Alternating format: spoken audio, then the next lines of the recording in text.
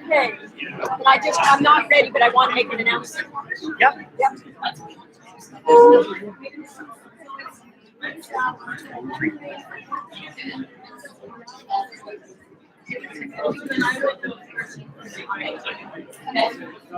Hi, everybody. We really are starting in a couple of minutes. Our problem is simply we are way over capacity. You can tell. This is probably our biggest debate. What we're asking is we actually reserved a few seats for people with difficulty standing. Those seats are long gone, and we have a couple people who really need a seat. So if you feel anytime tonight that you can stand and possibly let one of these folks have a seat so they don't have to stand. Ma'am, thank you. You get extra chocolate chip cookies tonight. That's great. Thank you very much. It is a long night for people. You'll be ready to go in just a couple minutes.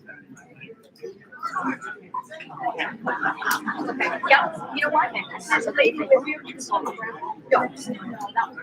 Part of it is people go too far away from the mouth or not in front. It's really hard. So. Okay, so I have the main ingredient and then I can move it up a little less. Cassie sent me the tweet back and she says, "Holy family resemblance."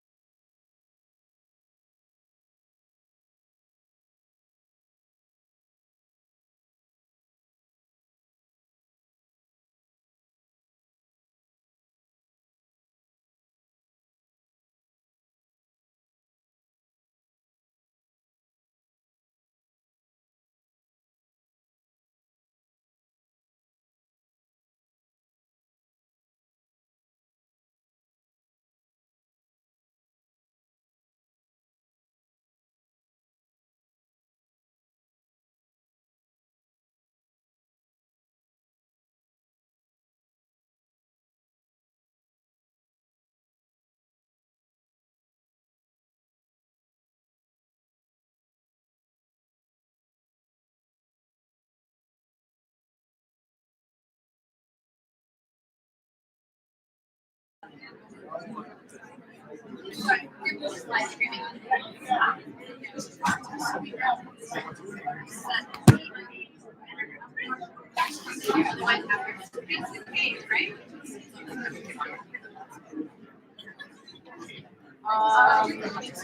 we? We're set? We're ready? Anytime?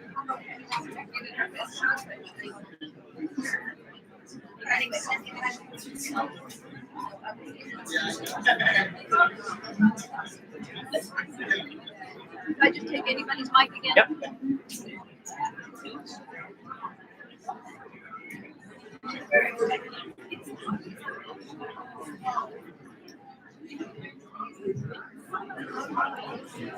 Hi, everybody. We're ready to start. I'd like to welcome everyone on behalf of the 8 community associations who have put this debate together. And because I can't remember everybody's names, I'll just have to read them. It's Carlington, Champlain Park, Hampton, Iona, Island Park, McKellar Park, Wellington Village, Westboro, and Westboro Beach. So all 8 community associations in the western end of the riding helped out tonight. We'd like to thank all the volunteers for doing that.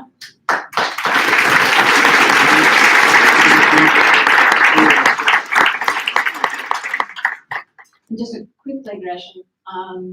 So I have to say this.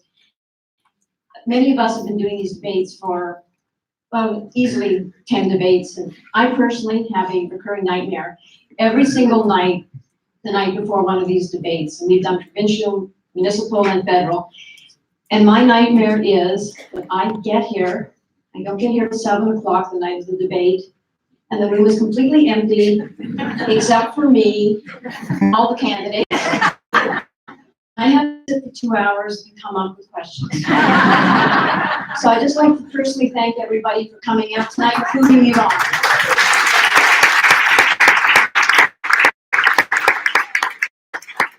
And just a couple of quick housekeeping things for tonight. Want to thank Starbucks. It's probably all gone by now, but they donated 200 cups of coffee. So a bit left. And they donated everything. We actually purchased compostable cups and lids, and that's what we're using tonight instead of Starbucks cups.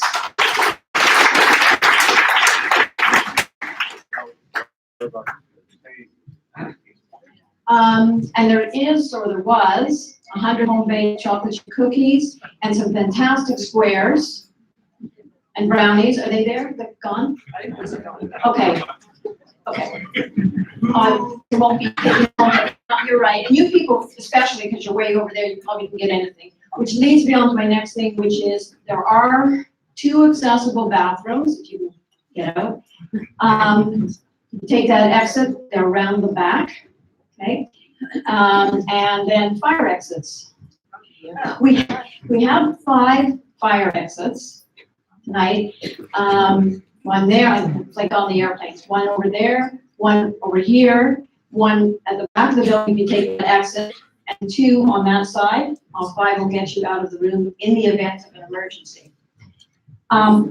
This event is not cheap to put on. It was incredibly difficult time to find actually the venue and the date, which is why we're so late. We're traditionally a little early before the advance polls. So we do have a donations jar. So if you go to get coffee or ice water, please think of us, the donations jar on your way out. And lastly, okay. And now, back by popular demand, is Amanda Pepper. You may remember Amanda.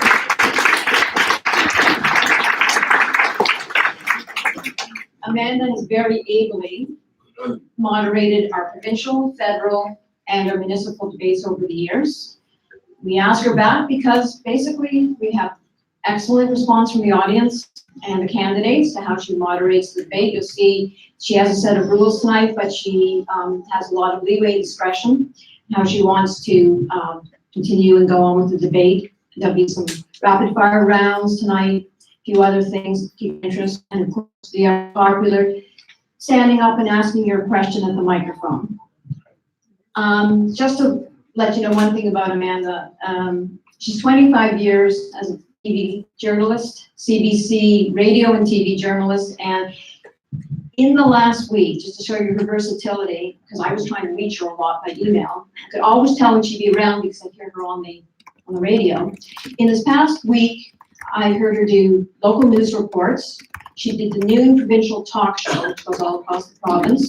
And then on Saturday morning, she was doing a news report on the national news. And that's just on the radio.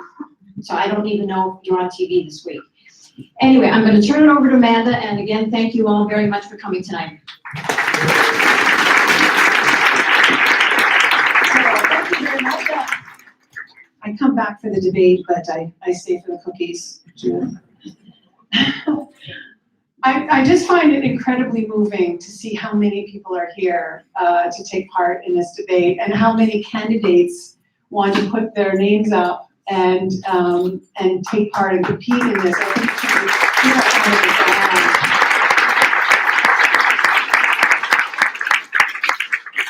so there's 9 incredible candidates for you to choose from tonight, and I will begin by introducing them all to you. They are Catherine McKenna with the Liberal Party, and Stuart Ryan with the Communist Party. There's Carol Clement Hagan with the Conservative Party. Emily Diamond is with the NDP. Angela Keller-Herzog is with the Green Party. Corinne Corcoran is with the Libertarian Party. Marilise Sevilla is with the People's Party of Canada. Shirley Bertrand is with Animal Protection Party.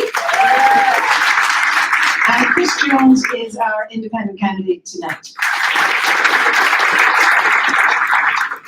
So just a little bit of how tonight is going to work for us. Each candidate will have an opening statement which is worth 2 minutes. And then we will have the community associations that help sponsor this event also ask a question. And then we are going to go to the public questions from you on the floor. We'll talk a little bit about the rules around the public questions. One of the things that has been sort of an issue around this election campaign certainly has been the tone of the debate. But every time I have come and moderated for this community, I have not heard the kind of meanness or disrespect or catcalling and that kind of thing. I've never heard that from this group before, and I know we're not going to hear it tonight. And that's what makes it such an interesting debate, because people are making choices for next Monday for the election. So we appreciate that. And so we will, we have the candidates have all picked a number for how the opening statements will work, and we will just do the reverse for the closing statements. And we ask that when you are asking questions, that you direct your question to 1 or 2 candidates, and there will be opportunities for some of those questions to be asked by all of the candidates that are here tonight. So why don't we start with the opening remarks? And first on the list is Corinne Corcoran with the Libertarian Party. Good evening, everyone. My name is Corinne Corcoran, and I represent the Libertarian Party of Canada.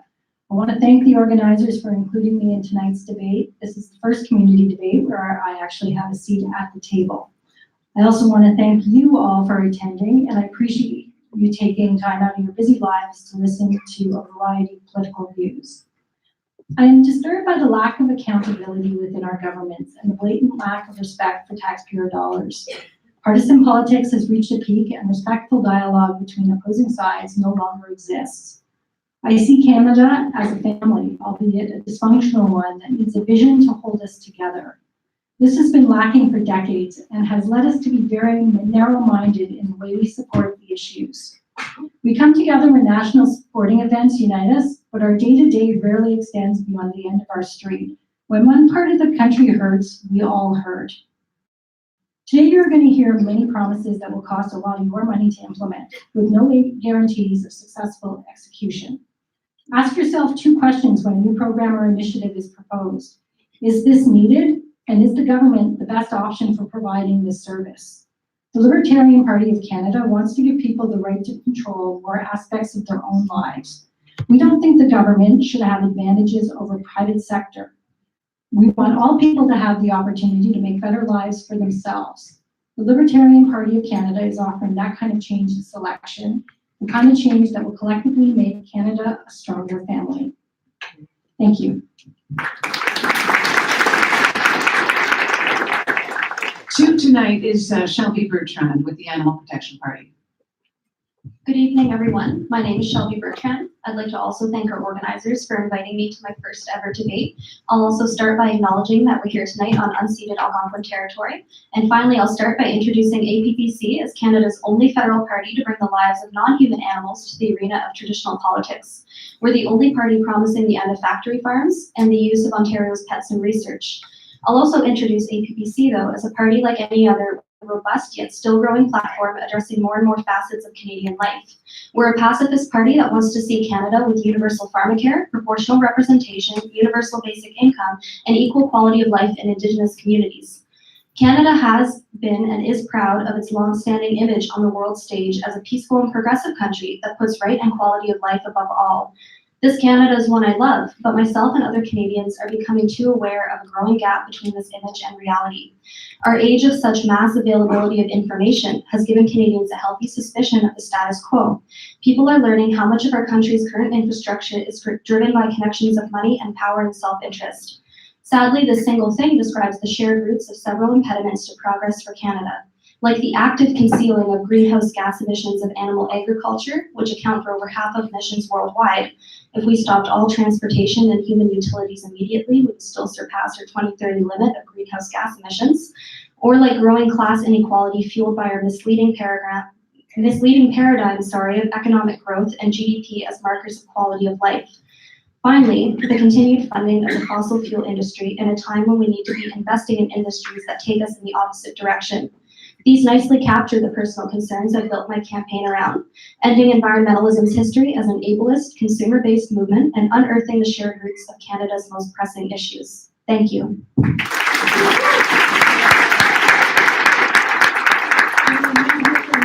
Stuart Ryan with the Communist Party. Thank you, Amanda. And thank you to the organizers of tonight's debate to give me the opportunity to present the positions of the Communist Party of Canada in this election. I wish as well to acknowledge that we are on the unceded land of the Algonquin and Abenaki people. Our party recognizes the right of self-determination for the Indigenous people, as well as the people of Quebec, Acadia, and English-speaking Canada. I've lived in the riding for 40 years and worked as a union representative for a local of the Canadian Union of Public Employees at Carleton for 33 years. I've been an activist in the labor, international solidarity, and peace movements since I arrived in Ottawa, and currently I'm a co-chair of the Ottawa Health Coalition. On September 27th, thousands and thousands of people from Ottawa and Gatineau filled the streets demanding action to stop climate change, which has the potential to threaten the planet. As Greta Thunberg said, act like the world is on fire because it is. Ottawa has had 2 floods of the century in 3 years. The last one threatened our drinking water. The Communist Party has an electoral program that puts people and nature before profit. To combat climate change, we are presenting a comprehensive 10-point program, which includes the nationalization of the energy industry, so that by controlling the energy sectors, the government can devise a program that will cut our carbon emissions and provide effective workers with just transition to green energy jobs. I'll explain more later in the debate. Thank you. Catherine McKenna is next with the Liberal Party. Thank you. I want to start by recognizing we're on the traditional and unceded territory of the Algonquin and Anishinaabe peoples. I want to thank everyone for coming tonight, and I'm also really thrilled that so many women have stepped up to run. I want to thank the community organization who also made this debate happen. 4 years ago, many of you took a chance on me, a rookie politician. Now I'm back, applying for the job again. Il y a 4 ans que vous avez pris une chance sur moi et je reviens me présenter comme candidate encore. J'ai fait des promesses en 2015, des promesses que j'ai tenues. I've kept my promises to you. They included phase 2 of the LRT, doubling of youth summer jobs, a new world-class library, and more than 1,600 people with a new and affordable roof over their heads in Ottawa Centre. And our government has delivered the lowest unemployment rate in 4 decades, 4.4% here in Ottawa. We've lifted 300,000 children out of poverty. 1,200 children are being helped here in Ottawa Centre. We delivered Canada's first ever national housing strategy, rebuilt the public service, and I'm extremely proud that we are moving forward on Canada's first ever ambitious and practical plan to fight climate change. We're now a few days away from the election. You all know how close it is. You know what's at stake. Last Friday, on the eve of a long weekend, we saw Andrew Scheer's plan. $53 billion in cuts, $14 billion to government operations. Those are bigger cuts than Stephen Harper did. And remember, he said no one would lose their jobs? Well, 6,000 public servants did. This devastated families, hurt businesses in the local economy, and critical infrastructure didn't get built. There's a clear choice.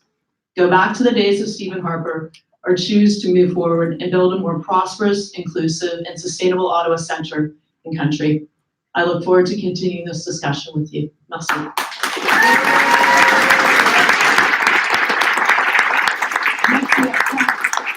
Copenhagen with the Conservative Party. Bonsoir, enchantée d'être ici avec vous. 5 days before the election, and I've been noticing, perhaps you have been too, that Justin Trudeau and Catherine McKenna are desperate not to talk about their records, and for very good reason, because those records have been such a disappointment. After a solemn promise in 2015 to balance the budget and a favorable economy, they have mortgaged our future with successive years of deficits, the finale topping 20 billion. Liberals are now out spinning tall tales and proclaiming themselves our defenders against implausible threats, seemingly from our own provinces and premiers, like Alberta and Ontario, 2 provinces that together account for or deliver to us 54% of the country's GDP, much of our prosperity. Same Liberal disconnect on climate action. We are failing to meet our own targets for 2020 and are forecasted to fail to meet targets for 2030 as well.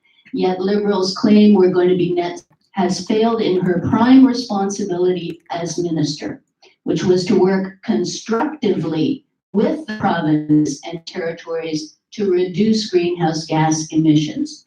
And on local issues, the incumbent has been absent on important files like LeBreton Flats redevelopment. The government will fund all existing approved infrastructure projects and move forward quickly with the provinces and municipalities on others, investing $187 billion over 14 years. We need an MP for Ottawa Centre who demonstrates leadership on local priorities, who stands up for Ottawa Centre. I am asking for your vote for a competent and caring Conservative government.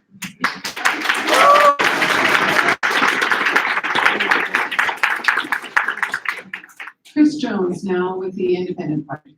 Good evening, folks. I'm running. We urgently need to make some important changes to the way we are being governed. The bond that unites citizens and the individuals who run our political and economic institutions has been badly damaged in the past 35 years. Secondly, the biologically fragile range of fauna and flora which make up our life-supporting ecosystem is now directly threatened. Trends from our take, make, and waste extractive economy are leading to huge and in many cases irreversible social and environmental costs that both we and future generations will be forced to shoulder. Human life and the survival of other species have no absolute or intrinsic value and are routinely traded off against metrics such as profit, efficiency, and convenience. Don't worry about the orcas in the Salish Sea on the west coast of BC, they tell us, because we have a last-ditch carbon play here to export diluted bitumen to refineries overseas. Or don't sweat the massive increase in type 2 diabetes, or the hugely expensive orthopedic repair of knees and hips, both resulting from poverty and low nutritional quality food. I see 3 big issues that we need to confront. a climate crisis and the loss of biodiversity, a substantial and ever-widening income inequality gap and the attendant problem of indebtedness, and the alarming physical and mental health dysfunction of Canadian adults and children. To get real, sustainable, and long-term solutions, you need to get corporations out of the room, and especially their in-house and for-hire lobbyists, and the commercially funded science they drag in their wake. Second, you need to introduce comprehensive, full cost accounting for all corporations conducting business in Canada or overseas. And finally, we need to urgently supplement our 19th century political system with ordinary citizens.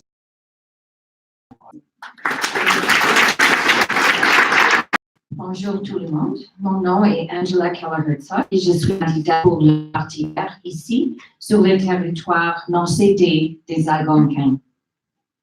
As a Canadian, a global citizen, an economist, a mother, I choose to go green. Because the Green Party is the only party with a target, a plan, a roadmap for climate action linked to the scientific evidence that we need to do to keep climate warm in a low carbon economy. That's where the jobs of the future are. The destabilizing climate calls for far more political courage, leadership, and will than the three old parties have shown. It's time to step up. Elizabeth May, the Green Party leader, has provided leadership and consistent, unwavering commitment to act on the climate crisis. She will not lose focus, and she will not break that promise. The other reason why I chose to go green is because the Green Party is serious about eliminating poverty and stands behind a guaranteed livable income for all, not just pilots, pharmacare, a mental health strategy, including a dementia strategy, and in the education sector, free post-secondary education, because we want to invest in the future. In this election campaign here in Ottawa Centre, I'm focusing my platform on three things: healthy people, a healthy economy, and a healthy planet. We need more Greens in Parliament. Every single vote for Greens in Ottawa Centre sends a very clear and strong signal that we need to do better now.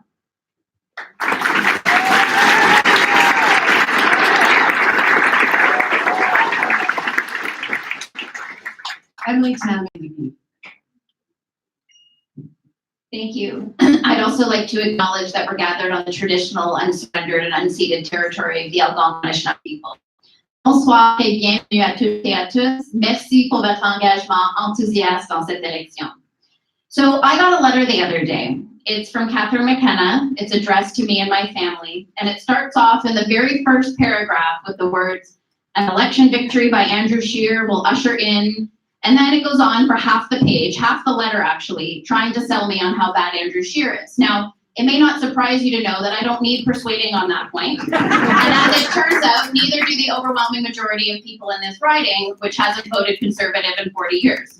But the letter focuses on Scheer because our electoral system delivers false majorities to parties with less than 40% of the vote, as it did for Stephen Harper and as it did for Justin Trudeau.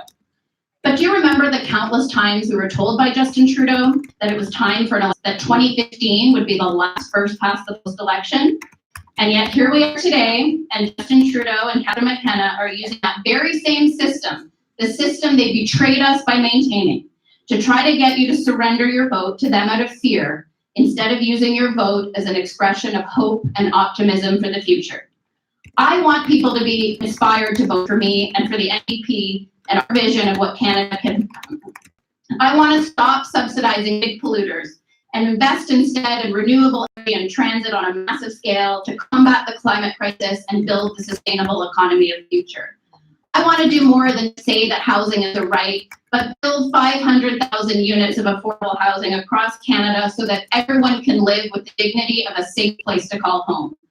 I want to fulfill Tommy Douglas's vision of pharmacare for all so that no one will ever again have to choose between buying the medicines they need and the food they need to eat.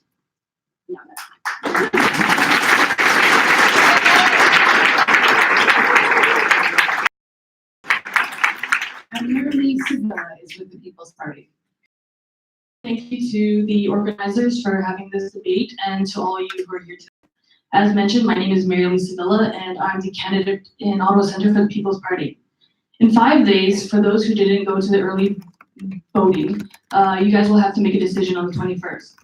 I'm running as a People's Party candidate who wants to make change, who wants to put an end to corporate welfare, because for every dollar that our company or our government puts to foreign aid, to other businesses, it's a slap into our seniors, to the veterans who fought for our country. We're taking away services from the very Canadians that need it. We want to put money back. We want to invest in Canadians, because when you invest in Canadians, that's when we thrive. We have to focus on what unites us, not what separates us. And as the People's Party candidate, that is what I want to do. I'm running as a homeowner, a taxpayer, someone like you who wants to make a difference, who's tired of the broken promises and the growing deficits. Because the deficit today are the taxes that we will have to pay. Our children, when I have kids, that my kids are going to pay for these taxes. So that is why I'm running as a People's Party candidate. Thank you. So just a reminder that the yellow card is 30 seconds before the end, and the red card is the dead end card, as we say. You'll get used to it. We start the question period now. We start with the community association questions, and then we will go to questions from the floor. Just to note that the community association questions candidates will have 1 minute each to answer all of those questions. And we start with Kimberly, who is with Island Park Community Association. I am not Kimberly. I'm representing the Island Park Community Association. Our question is, interprovincial traffic threatens the integrity and safety of many neighborhoods in Ottawa Centre. It increases carbon emissions and costs a fortune and lost time. The expansion of the Champlain Bridge has only made this worse. The city, the province, and the federal government have approached the transportation problem in a rather piecemeal way, and have seemingly been guided by political expediency more than sound planning principles. They seem content to follow this path that has proven disastrous in Montreal, Toronto, and elsewhere. So our question is, what specific proposals would you pursue to improve the intelligence of transportation planning, the planning process, and the outcomes in this ward and the capital region of Ottawa? And why don't we start with Chris Jones at the end? Thanks for that question. I did a doctorate in transportation, the aerospace industry, but we have a transportation system that privileges the use of vehicles, single occupant vehicle commuting, low density, single use, low density zoning, basically, that requires the separation of residential and commercial. So all the incentives are built into vehicle use. And at this point, we need to create a multimodal transportation policy. We need to ensure that federal funds provided to the provinces are made conditional on the implementation of multimodal policies that provide an equal shake for rail, transit, bus, etc. We have a policy that is badly out of keeping with the times, and we need to make some significant amendments to it. Okay, why don't we go to Shelby Bertrand with the Animal Protection Party? Thank you. 1 minute for Is this this question. on? Sorry about that. Okay, that's okay, thank you. As an environmentally concerned party, the APPC would also target the fact that Ottawa's transportation is low density based, and as a growing city, something that is growing at the outskirts and is starting to take the shape of Toronto and maybe an even miniature form, it's time that Ottawa turn to new methods. We've seen the creation of the light rail train, and we need to start thinking of similar tactics that will cut down the use of single-use vehicles and carbon. If we want to move to more environmental means of transportation, technologically speaking, this is the direction that we're already heading in, and I trust that innovations in science and technology will spill into a higher quality of life for Ottawa's commuters. Thank you. Marilee Sevilla. When it comes to the planning, we need to work with all levels of government, but we also need the funding. So for us, for the city to get the funding, we have to put an end to corporate welfare, because that puts about $5 billion back into the government that can be spread across the city. And doing that means we can invest in proper infrastructures, have proper bike lanes going throughout the city, not just partial bike lanes or walkways and roads, promoting buses and systems, because the only way we can have that is to have the funding. And if we don't have it, we can't get ahead. Thank you. Corinne Corcoran with the Libertarian Party. I think it's a mistake to think that this is a government, it's a solution that should be solved by the government. I think we have to look at more private and public collaboration. I've seen plans where there have been private rail lines proposed, but they're shot down because the government wants to have their hands in it. We have the Prince of Wales Bridge. We have existing infrastructure where we could utilize this and just build the transit that we need. Often it gets stopped at the government level and lots of lobbying and things like that. I think we need to look at things like toll roads and a ring road possibly around Ottawa and look at generating income if we're going to have cars. The people who are using those roads pay for the roads, and it works well in other cities. Angela Killen-Rosella. Thank you. The Green Party is obviously in favor of massive investments in public transit, as that's one of the main emitting sectors. In my time when I'm not running my business, I'm very active with my community association, and I co-chair the Community Associations for Environmental Sustainability. So very relevant to this question, we have asked the city and advocated that the city should be using a carbon lens in its capital asset management process. So that's, I think, both addressing the question on a planning and implementation point. I'm also a member of Free Transit Ottawa.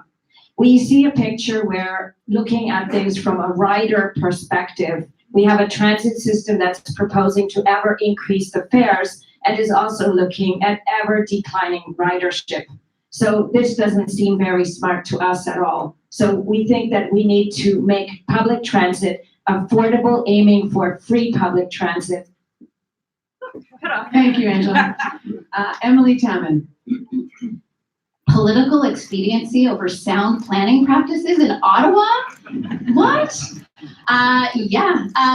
So, I mean, I think just to be direct in answering the question, which I think was specifically about interprovincial traffic, I think it's really important that we I'm reluctant to endorse the idea of active transit over the Prince of Wales Bridge until we can really determine whether and on what kind of a timeline we can have transit going across that bridge. Public transit is going to be the key to moving people through our city. I've lived in other cities where nobody drives, and that should be our goal here. The NDP platform specifically calls for free public transit, and I think this is the key. We're widening the 417. We're widening roads in Ottawa, knowing that induced demand will fill them with cars again. So just building new roads is not going to be the solution here. I think public transit is key, and it has the added benefit of also contributing to our climate goals. So I think absolutely that's where the solution is. Carol Clemente. Planning involves two things, what we're trying to achieve and how we're going to pay for it. So in terms of the planning process, the official plan of the city incorporates issues of zoning for how we wish our communities to thrive into the future, and that includes transportation. Provincial and municipal cooperation on that is essential, and the city is doing, I believe, a pretty good job starting the process, consulting with the population. How we're going to pay for it It's going to be federal, provincial, municipal cooperation. You need an MP who's going to be able to work collaboratively with the province and secure funding for our local priorities. That's one of my major concerns. How are we going to achieve funding for our local priorities with the federal government in debt from Liberal years and a provincial government also in debt from Liberals over the past 15 years? We get it, we get it. Stuart Ryan, with the Communist Party. Go ahead, Stuart. Thank you. I used to drive over the Champlain Bridge a fair bit to go to Elmer. People buy homes in Elmer because it's cheaper than in Ottawa. So it's a multi-faceted thing. You get, we call for 1 million social housing units across the country in 4 years. So people want to live here. We call for free public transit. We build the cars that are the buses and streetcars in Thunder Bay at Bombardier by taking it over and instead of letting it collapse. And we'd also get electric cars, which help the pollution problem, build any publicly owned General Motors in Oshawa, so you don't lose 2,700 jobs. Catherine McKenna, Liberal Party. Well, this is a critical question because people live, work, and play on both sides of the river. And we've committed historic amounts in public transportation, and that's delivered real results. We've got the first phase of LRT, granted, we've had some challenges, but we've also invested in a second phase of LRT. And the challenge, though, is bringing the different parties together. So we have the NCC, we have Gatineau, Ottawa, we have the federal government, we have the province, and of course we have communities. I was proud that the NCC, we were able to get the mayors of both sides. So for the first time, we were having a serious discussion about interprovincial transit. But we need to get, transportation is 20% of our emissions. We need to have much better public transportation. The Prince of Wales Bridge, I think it should be open for active transportation. God knows how long it's going to take before anyone decides we're going to have other transit, and the mayors aren't interested in that right now. But we also need a climate lens for all of our investments in transportation. We brought that in as a government. That's okay, we have a second question from the community. This next question is coming from the Wellington Village Community Association. Hi, I'm Kimberly. My name is Kimberly Patchman. I'm the president of the Wellington Village Community Association. The redevelopment of Tenny's Pasture into mixed-use properties has been in the works for a very long time. However, for years, the residents of Kitchissipee have been completely in the dark about the status of the plans for these prime parcels of land. How will you ensure that meaningful consultation is conducted with the community so that our pressing needs for affordable housing, recreation facilities, and green space are incorporated into the plan? Really? Why don't we start with Shelby Bertrand? Thank you very much for that. I think that to talk maybe of green policy from APPC's perspective is a little bit misleading in that it makes green policy sound like a departmental topic that would only speak to certain decisions that are being made. That would permeate all aspects of this project, and everything that would be decided in these communications would be with the community, that would be colored by that. As for the use of these spaces, green space and affordable housing are of utmost importance to APPC in an age where we're seeing a growing wealth gap, and that would be the main priority or main approach with which APPC approaches this space to utilize in Ottawa. Thank you. Sevilla, People's Party. So with the mixed-use space, it would definitely require us to work with all levels of the people involved in this project.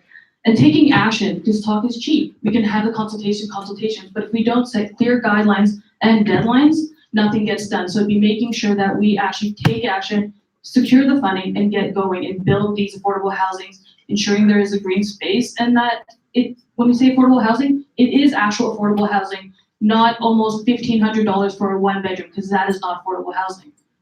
So it really is coming down to working with all people on the board, making sure that we have a plan, have the funding, and do what we want to do. Thanks, Marlene. We have Corinne Corcoran. So with the Breton Flats, Right now, we've seen a lot of developers or a couple of developers with big $1 billion ideas out there. There's a lot in there for affordable housing. There's a lot of talk around the world about small homes and container homes. I think we could probably, with a private investment, build more of a community around that sort of an infrastructure.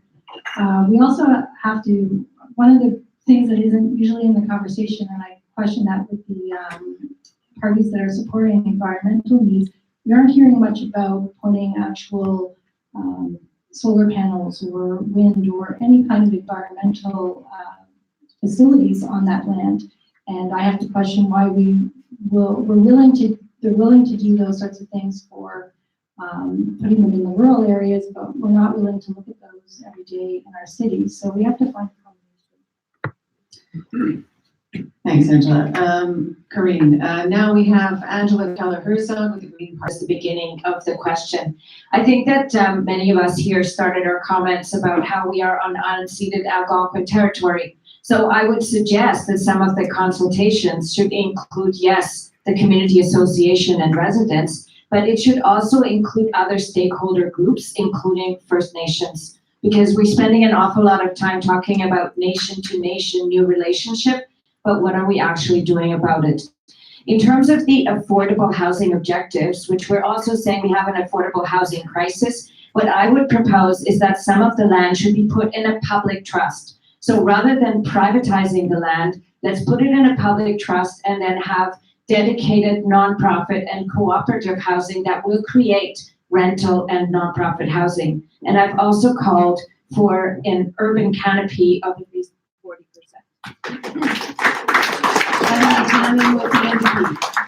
Thank you. Well, I'll start by endorsing everything that Angela just said, because I agree completely with that.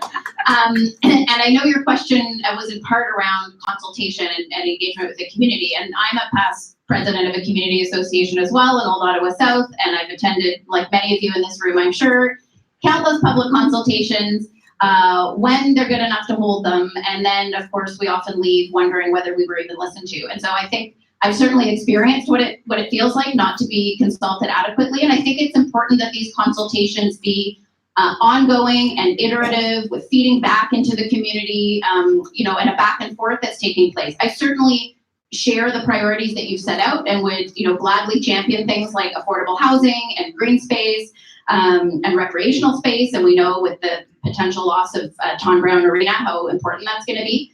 But certainly I think we need to be having regular and ongoing communications with, like Angela said, all stakeholders, so that we can really make this a development we can all be proud of. Thanks. This is one area where the local federal MP could be helpful. Similarly, for Rendezvous, there was certainly room for some effort to be expended on that. In Rendezvous-Le Breton, there was a model of something called a One Planet model of developing sustainable communities, which seems like something to be pursued. Again, with Rendezvous-Le Breton, the Centertown Citizens Corporation they were moving forward on quite an interesting and innovative approach to develop a sustainable community there. I would see that as something to explore for Tunney's Pasture, and really focus on being helpful to the community as the local MP, working with community associations, making sure that the community's voice is there along with the private sector and the public sector. Stuart Ryan. You may remember during the saga of whether the civic campus of the Ottawa Hospital, Plan 2 was Tunney's Pasture, but the developer said no, and so it got moved. They wanted that land for themselves. Well, obviously there was no consultation on that, so yes, consultation, yes, First Nations. And we need better development. For instance, at Loretton Flats, Eugene Melnick wanted his stadium built for nothing, so I have no sympathy for him. Nor for the other person who is putting up 65 stories, and he decided, no, there's going to be no mixed income in that development. He's giving $6 million to go elsewhere. Catherine McKenna wanted it in my ward, Somerset Ward. Catherine McKenna. So one of the number one things I hear around here when I knock on doors is development. The people are very unhappy. They feel that they're not properly consulted, and I feel your pain. I was vice president of the Community Association, and we felt that as well. So obviously proper consultation will be key. We need to have affordable housing. We've committed historic amounts in affordable housing, but we need to build the units.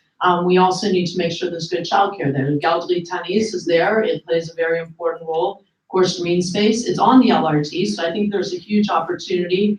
Also, net zero buildings. I think that's critically important. The federal government is committed to that in our new builds. But I think the most important thing is proper consultation with the community so that everyone feels like they own it and we can build a more vibrant community. We've seen how this community is developed, I think in sometimes organic ways, but also sometimes ways that really upsets people. And I think we could certainly do better, and that's something that is my commitment. And Chris Jones. Yes, so clearly I believe that we need mixed income development there, affordable housing, a lot of the things that Angela mentioned. But I want to come to a larger point, which is that we need citizen assemblies permanently established and institutionalized in our governance structures so that a group of ordinary, randomly chosen Canadian citizens, in this case, residents of Ottawa Centre, would meet regularly, several times a month, to talk about these kinds of issues and a range of other issues. And that the MP then be required to meet with that group regularly, a couple times a month, and also probably the chair of the NCC. We need a more democratic and participatory form of decision-making. It would serve us all much better in the long run. To get to the fun part, we're gonna have questions from you, from the audience. And this is the way this is gonna work. We're gonna have everyone who is interested in asking a question to line up at the microphone. There's one microphone, is that right? There's two. There's two microphones. One there. We'll go alternately from one microphone to the next. So each audience member is going to have a chance to ask a question. The questions are 1 minute, and you know what happens when it's longer than a minute. So you want to get to your question at the 30-second mark, because then you won't have a chance to ask your question. So we want you to have a chance to ask your question. You can address your question to one or two candidates on the table here. And please once the line is exhausted, then you may consider going up and getting in line again. But please give everyone a chance to ask a question before you sort of zip on to the back of the line again. We know that, of course, you want to enthusiastically support your candidates, which is terrific. And we've left the introductory statements a chance to have applause. And of course, at the end, their closing statements, we encourage you to applaud. We'll try to not applaud during this portion of it so that we can get in as many questions as we can. Those applause moments start to add up. You can eat up easily 10, 15 minutes of the debates. We want to get to questions for people. For a couple of questions, we'll give every single member of the debate table a chance to ask. So we'll choose a couple of questions for that. But for most of your questions, you'll have a minute to ask, and people at the debate table will have 1:30 to answer, so 90 seconds to answer. Again, the yellow card means you're at the 30 seconds before the red card, which is the mic cutoff time. Okay, so why don't we start with this microphone right here? Just need to do a quick sound check. Check. 1, 2. Check. Is it working? Yeah. Yes. Great. Okay. Good question. Please check your privilege. It wasn't very loud, though. 2016 renewal of the inflation control agreement between Liberal Finance Minister Bill Morneau and the Governor of the Bank of Canada was the worst renewal agreement ever. Among its unwelcome changes was the replacement of the CPIX, which excluded mortgage interest costs. The Bank of Canada is now the world's only ridiculous. Is your party 2021 renewal agreement with the Bank of Canada, where the operational guide will once again exclude the mortgage interest component, is particularly addressed to Carol Clayman, Pugin, and Catherine McKenna. Would you like to start, Carol? Thank you very much for that question. That's a challenging question. I'm going to talk more about something that is of great concern to me, and that is the fact that the Liberal government often speaks in terms of having a great debt to GDP ratio for the country, and that we don't have to worry about debt and deficits because, after all, we're doing fine with our debt to GDP ratio. However, they only consider the federal debt in that. When you add in provincial debt, you find that we are, in fact, at an 80% debt to GDP ratio, which is a scary thing. If you recall, when the province of Ontario's debt to GDP ratio reached a certain point, the province's credit rating was downgraded by Moody's.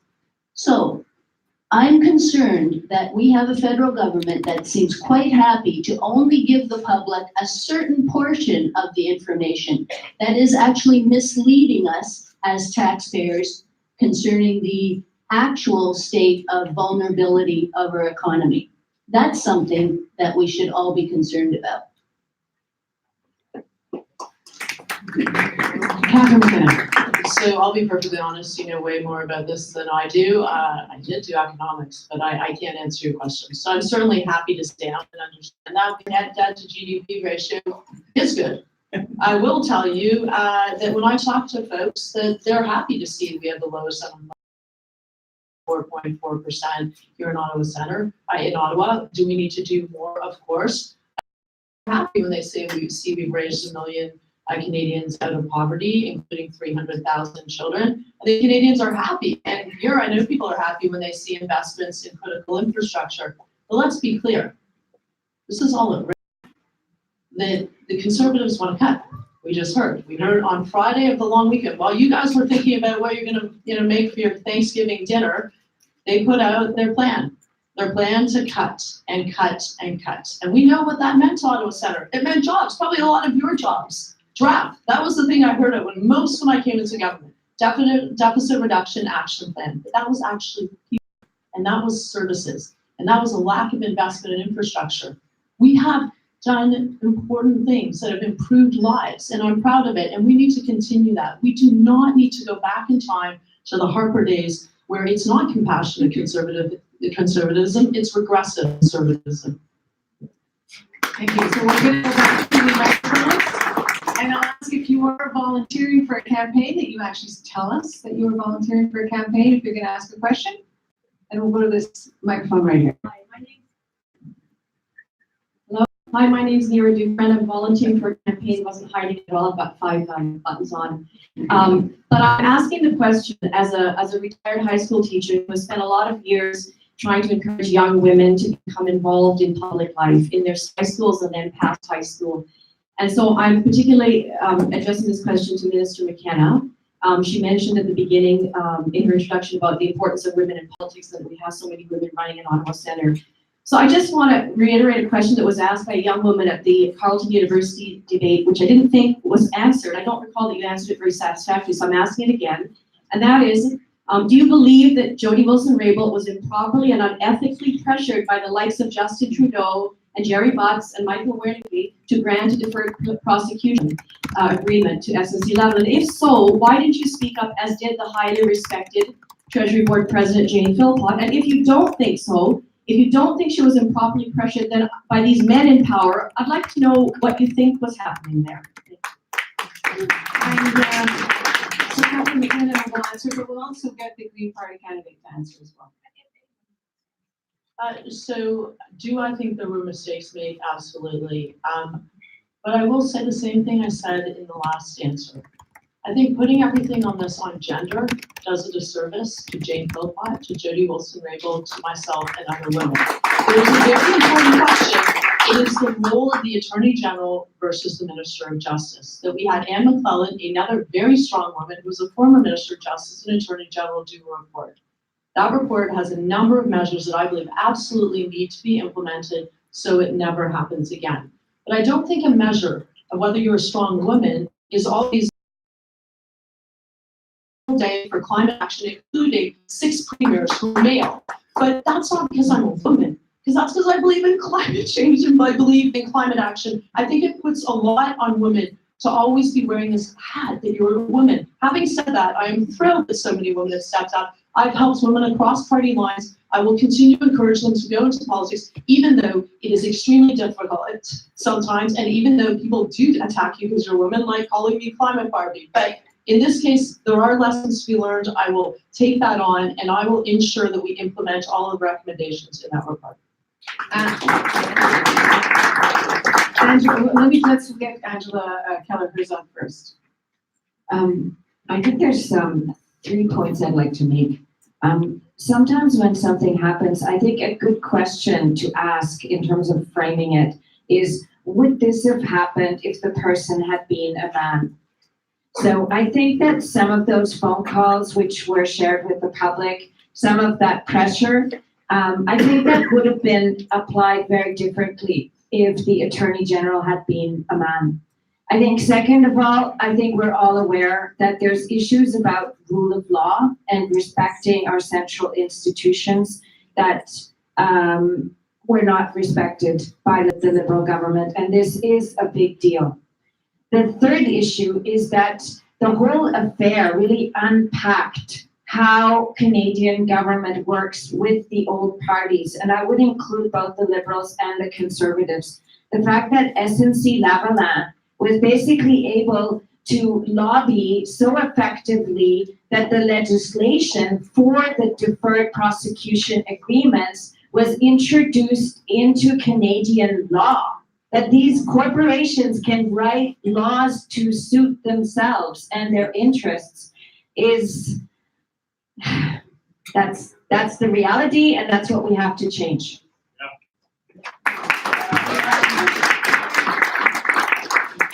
You know what, I think it's gonna come up again, so you'll have your chance to answer, to get into that issue. So why don't we go back to the microphone?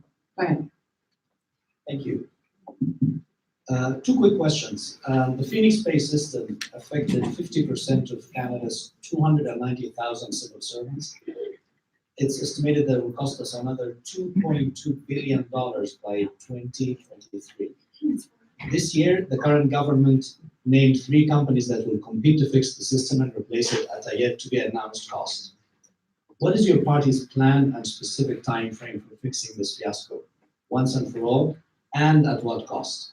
And secondly, Global Affairs Canada estimates that there are 3,000 Canadians in 86 countries in prison as we speak. What is the government of Canada going to do to protect Canadians abroad through extradition treaties or political involvement, such as countries, including the US, where most of these Canadians are in prison due to their citizens? Which question do you prefer? I've used my minute barely, so Or you only get one? I leave it up to the candidates to choose which one they can answer. Do you prefer Phoenix, or do you prefer the other question? They're equally important to me, so I'm an undecided voter, and these 2 questions are hugely Well, why important. don't we do Phoenix, and I'll have the whole panel answer the Phoenix question. Each of you have 30 seconds to answer this question about Phoenix. And why don't we start with Marilee Sevilla, People's Party. So with regard to the Phoenix, I was a public servant that was also affected by the pay system. So the first thing I would do is ensure that those who are in repayment, they aren't interested on having to pay that back, because it doesn't make sense. It was an error by the system that was approved, and the people who put the system in place, they got bonuses. We need to hold them accountable, and they should be the ones that should be punished for this, not the Canadians, not the public servants who were either overpaid or underpaid. Some of them had to go to their credit cards and incur. So one thing is to not to interest those and work with these companies. Okay, why don't we go to Corinne Corcoran? I think we have to look at the overall procurement process in the government. We're doing things today the same way we've done them for decades. And there are many different technologies out there nowadays. We can look at cloud options. It's not always a standalone system built in-house, customized. Customization kills you every single time. It rolled out without the proper tests being done. It was approved by the Liberals.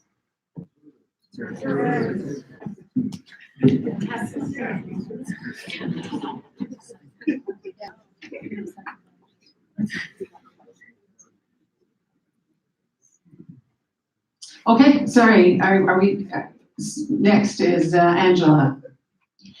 Yeah, I have two points on that.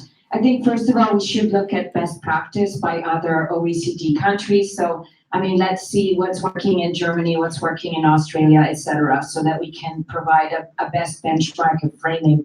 And the second issue, and I also worked in the public service for about 15 years in international development at CEDA. There is hundreds of paid clerks who were basically being told for several years, okay, you're going to be made redundant. And they have knowledge. So these are really fast, they're only 30 seconds. It's about 3 sentences. Emily Tamman. Well, picking up where Angela left off, I mean, we've called for exactly that, bringing compensation advisors back into the departments to manually write people's checks if they have to. I know your question isn't about who's to blame, it's what's the solution going forward. In terms of a timeline, it's very difficult for me to give you a timeline without being inside that procurement process and really understanding where it is. But certainly it's a huge priority. And like I said, we have to make sure that people are being paid in the interim. And in terms of extradition, it's broken. We need to just change our extradition system, and look what happened to the Carol with the Conservative Party. One of the encounters I had at the door this past summer was with a very upset retiree from the public service who was explaining that she felt she was at the bottom of the list in terms of dealing with some way of solving the Phoenix issue. So it's not something that's only affecting current employees, but it actually affects retirees. So the process, there's been some improvement. Stuart Ryan, go ahead. My joke about Phoenix is that all the workers should strike for a day. They wouldn't know the difference. Whatever it takes to get it fixed has to be spent. It's ridiculous that the government, you blame both progressive, conservative and liberals for this. It's doing it so people are still going to get paid all the debts. They said the income should be spread so it's not paid in one year. We're gonna go fast. Okay, so I mean, it's terrible that we're in this situation. We worked extremely hard. We put a ton of money behind it. I spent every week actually work on this personally in my own department.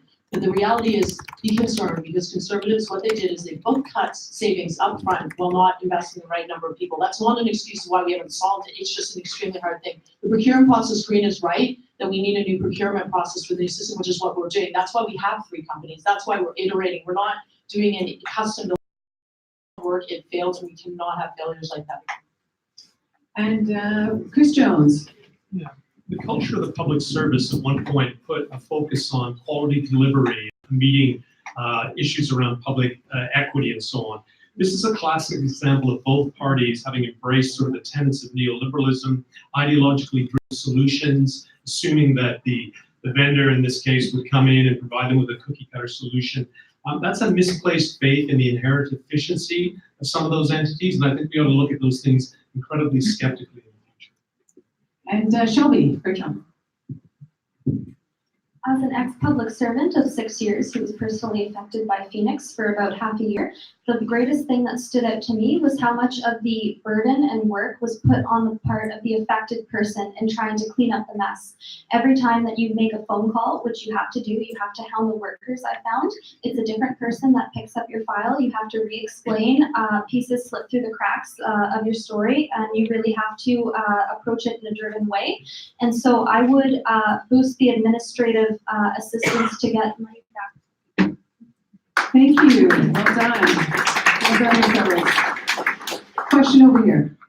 Before I ask my question, I just want to point out there's a couple of readings in the front row. One, I'll give up mine since I'm standing. Okay, now my question starts. My question is for the NDP and the Conservative Party. It deals with foreign policy, so I'm not asking the Liberals because they declined to participate in the Monk debate. Over the past several months, we've seen the citizens of Hong Kong, many of whom are Canadians, protesting to try and protect their democratic rights, while the government of China has been increasingly imposing its non-democratic police state policies on Hong Kong, either directly or through the government of Carrie Lam. We've also seen China not hesitate to use both government-owned and private Chinese companies to boycott groups of which it doesn't approve, such as most recently the NBA. What will your party do, if anything, to support the people of Hong Kong? And does your support include limiting Canadian or Chinese investment in strategic Canadian industries and prohibiting sales of sensitive high-tech equipment such as Huawei's 5G network to Canadian telecom firms? Why don't we start with Carol? So, we're talking about Canada's place on the world stage. The Conservative government will reposition what has now become a situation where Canada's Prime Minister is often regarded as not a serious leader and possibly as a hypocrite. With respect to China, we need to have our eyes wide open in dealing with China to get back to a situation where we can have constructive relationship. But clearly, in terms of security, the discussions around Huawei have been quite public, and we need to be extremely concerned about that company and that whole issue. Our priority would be to reinforce our alliances with the Five Eyes for security purposes and go forward. Okay, Emily Tamman, again, 90 seconds for that. Thank you for the question. I'm afraid I can't answer with official NDP party policy because I don't have that answer with me, but I can certainly share my view based on my read of the situation.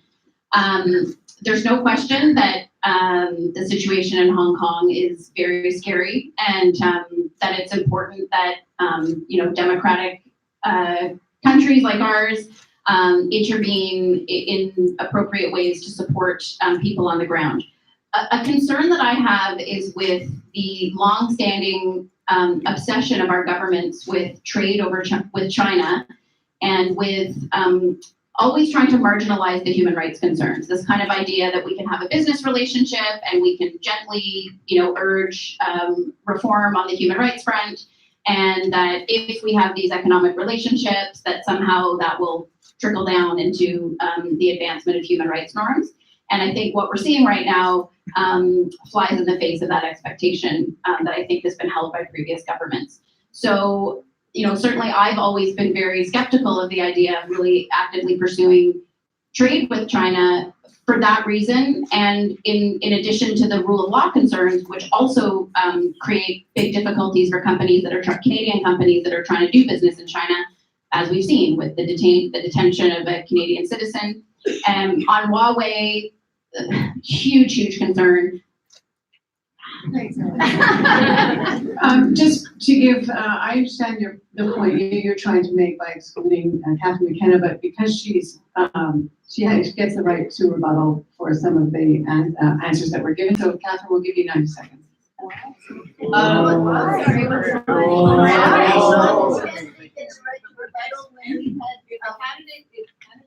If someone is going to talk about a candidate, they have the right to rebuttal. and that is in every debate. No one else got a rebuttal. No, I don't know, what is the problem? Explain, what is the We problem? just had a lot of rebuttals on very important issues, the conflict of interest, contravention concerning Jody Wilson-Raybould, and all of us had comments. There's a made that difference we didn't between have- there's between one hammer away on someone and someone's right to rebuttal, right? No hammering, we all had comments, but it's fine, we're happy to, we're happy Do you want to rebut? Why don't we go to this microphone? I'm not a volunteer and I am a constituent. My question is more specifically for Emily. Your party leader has made the assurance that the money to pay for all the promises is going to come from taxing large corporations. I may be one of the minority people here who does not work for the government and does work for a private company, and I'm concerned that that sort of taxation is going to put me out of work. Yeah, I am concerned. So I want to know really what research and what thought has gone into that. If it's not going to be the corporation, if you're going to just tax people who are more well-to-do, what incentive is there to do well? No, I mean, I don't think it's I don't, is this good? Okay, I'm not sure that it's a fair characterization to say that we plan to pay everything with a corporate tax hike, first of all. We're talking about a 3-point increase in the tax rate that applies to large corporations and no tax increase for small and medium-sized enterprises. We're talking about significant reallocation of money in terms of, the pipeline purchase and certain subsidies. You're right that we are also talking about a wealth tax, a 1% tax on net worths over $20 million. That is a significant amount of wealth, and we have people that are living in our streets. We have people that can't afford the medication that they need. And our view is that that is a reasonable ask of people with fortunes of that level to contribute to ensuring that people have access to adequate and properly funded public services.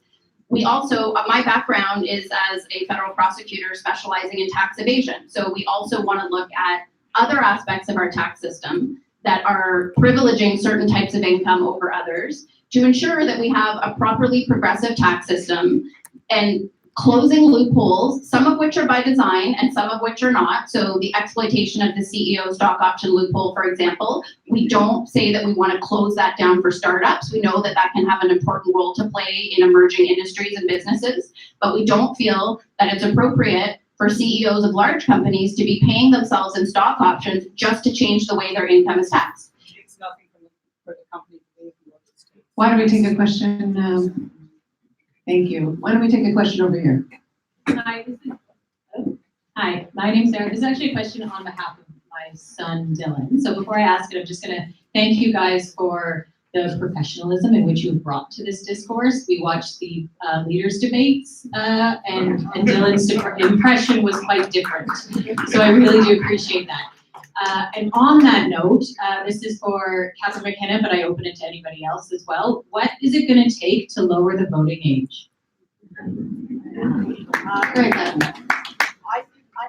So I'm going to go out there on a limb and speak personally, Catherine McKenna. I think we should lower the voting age. I have 3 children, and I think it's actually a funny story because maybe we need to lighten up the mood here. I went knocking on doors and I bring my daughters. So one was early in the campaign, 9 and 7. And they came to a door and someone said to them, they opened the door and they said, "Oh no, Kathleen Wynne is sending children out and and my daughter said, "Well, do you have any issues or concerns?" They said, "Oh, as if you know." And my daughter said, "Actually, I do. I care about Indigenous youth." And I think that young people care, and actually we know if they vote in their first election, they're likely to always vote. If they don't vote, they're less likely to ever vote. And if you capture them in school, that's an easier way to get them engaged. Because I knock on dorms.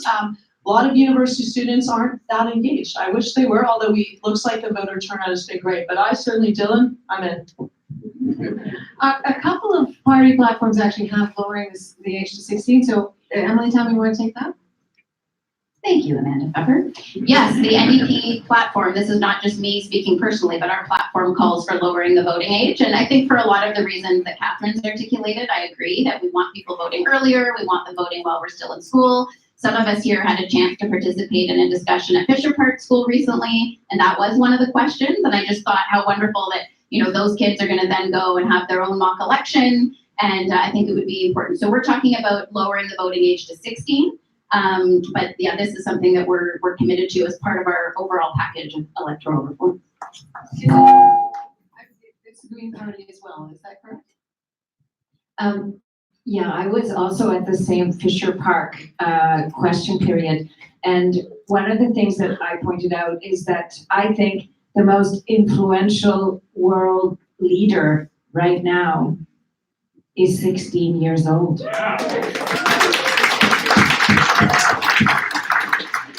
Okay, thank you.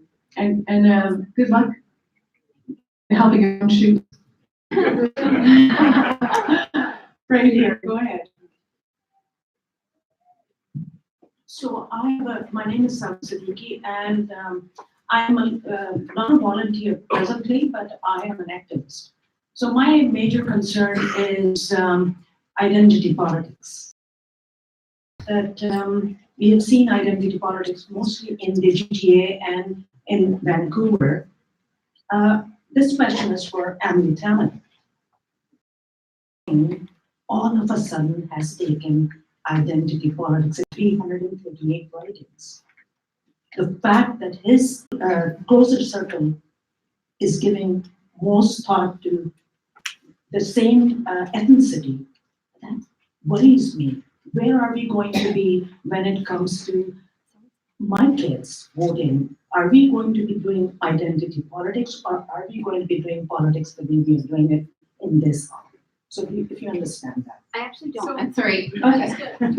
Because this has been a theme for the election as well, why don't we turn this into a panel-wide discussion, if that's okay? But can I have a clarification on what you mean when you say Jagmeet's taking identity politics into 338 ridings? I just don't understand. Right, so, am I allowed to take a minute? I'll give you 30 seconds.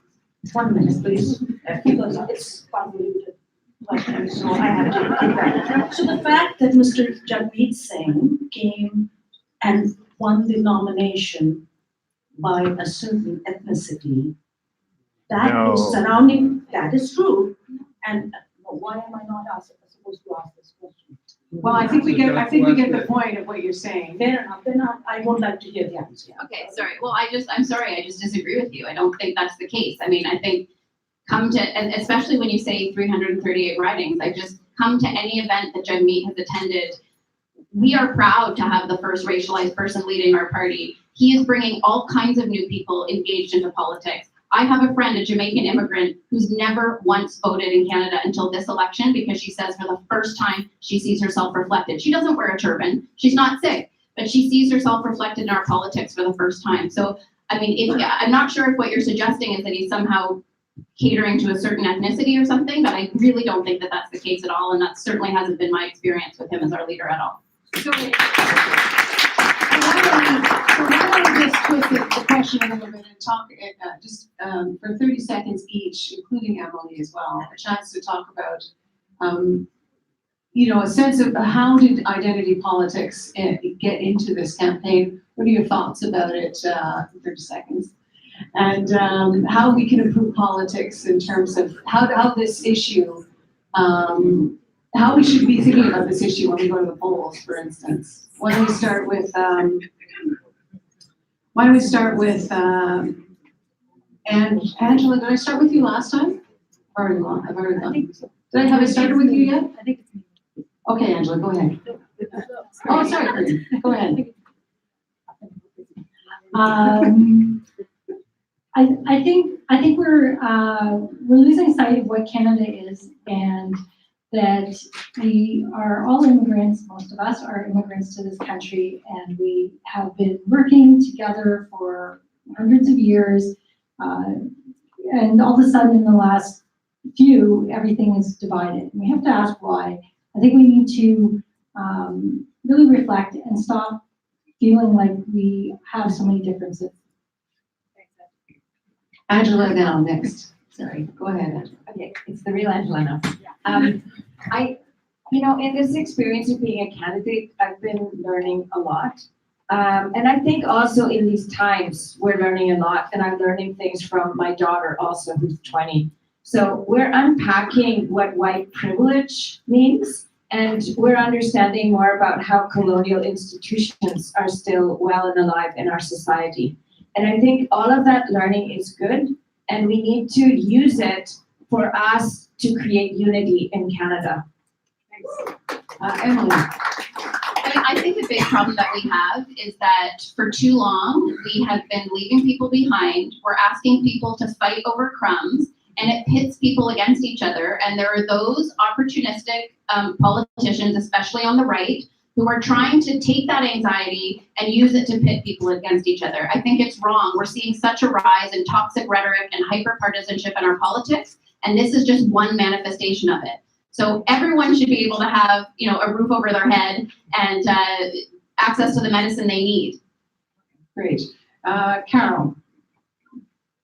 I think we're more sensitive because there have been instances of terrorism and where people have lost their lives. And so there's a great sensitivity, I think, amongst all of us as Canadians and amongst the political parties as well, in an effort to make sure that we talk about the diversity and the inclusiveness of Canadian society, and to make sure we make really strong statements about there not being any space for intolerance or racism or extremism. And that's a really valuable thing. Thank you, Carol. Stuart. I don't know if people read the 4-page spread in the Globe and Mail about Tugmeat Singh, but you understand where he's coming from a lot better than I thought when we got elected.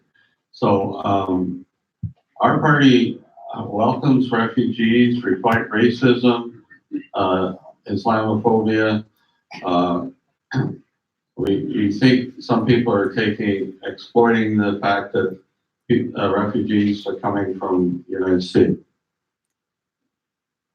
And go ahead, Catherine. So this is a critical question. I think about this all the time right now. So first of all, I think it's great that Jagmeet Singh is the first racialized leader of a major party running for prime minister.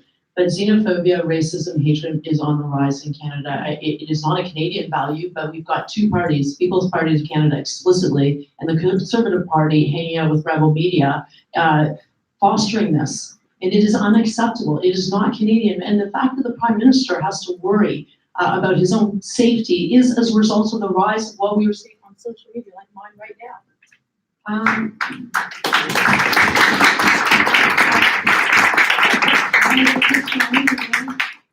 Yeah, this is the rise of the right around the world that has chosen to scapegoat the other, to take visible communities and make them to blame for economic problems that the misguided adherence to a certain set of economic ideas has brought about.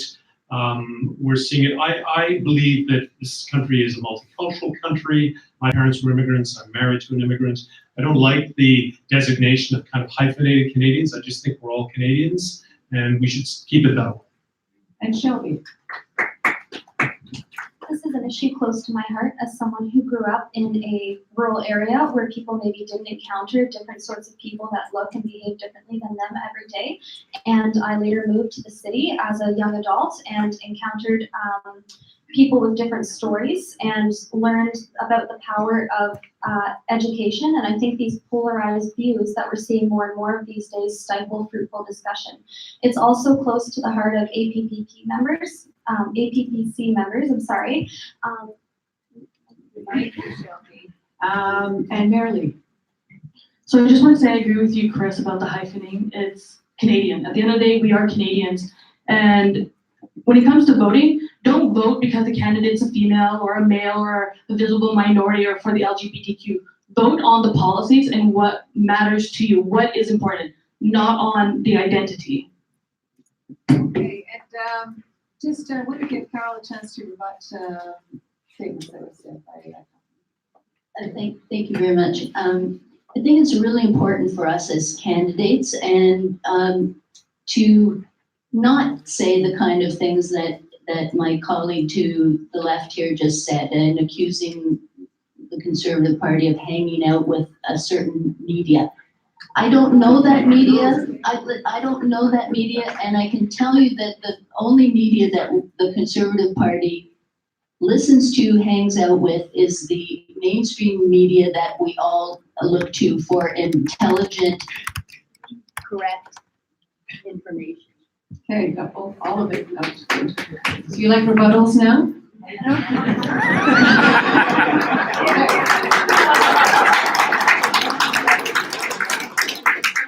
I don't think you have a question. I'm Catherine Kimball. My question is about electoral reform, namely proportional representation. We know the facts about the broken Liberal promise.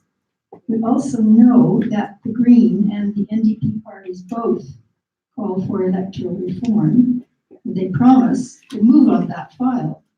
Therefore, and there's also been a survey done about a month ago, was it Angus Street, I'm not sure, which is 1,500 people across the country, which indicated that 70% want reform. So my question to the Liberal candidate, to Minister Catherine, is what prospects do you see for reforming our electoral system after this election? And what will you do to get this file back on the table?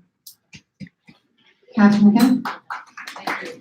And I want to thank, I'm sure there are a lot of people here from Fair Vote Canada. I've had a chance to meet with a number of you many times. I know you're very passionate about this issue. We did not deliver on this issue. Quite clearly, if this is your number one issue, we weren't able to deliver. We delivered on 92% of our promises, but this is one that is important to many people. And I mean, I think it's one that is important for a broader conversation in the public. I'm not trying to dodge it. As I say, if this is your number one issue, we weren't able to do it because we could not get consensus. But I will say, when I talk to people, there are very different views. It's not just proportional representation. There's a ranked ballot.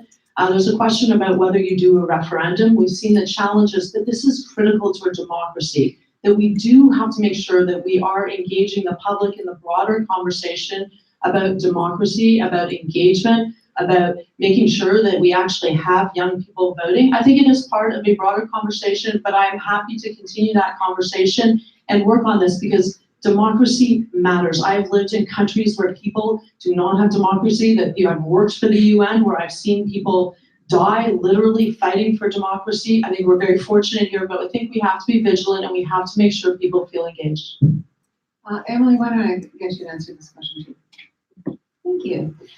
Well, I mean, I just think it's a very disingenuous explanation that's been given. It's not a question of a consensus emerging out of thin air. A leader builds a consensus, and there was no effort to build one in this case. There was a very robust process that took place with a committee that was struck in Parliament that was actually itself representative proportionally of party seats in the House of Commons, not the usual majority structure for the governing majority. And experts and the community who were engaged on this issue, this is not something that has to take place in the future, it's already happened, overwhelmingly supported proportional representation. How we would get it done, given the problems with having the referendum in particular, we would convene a citizens' assembly, Chris Jones will be happy to hear that, task that citizens' assembly with making a recommendation to the government as to what form of proportional representation should be moved forward with. We would then implement that, conduct 2 elections, and then conduct a referendum so that everybody understands the new system, has had a chance to experience the new system, sees what it means for the composition of parliament and decision making. And that is the approach that was taken in New Zealand to great success. And I think it's simply too hard to ask people to make that decision in the abstract that will always favor the status quo.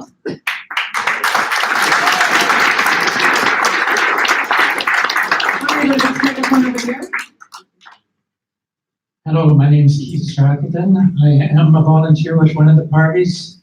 I'll let you guess which one. My question is for Catherine McKenna. Your party your party is currently claiming that you have the only ambitious and practical policy to address climate change.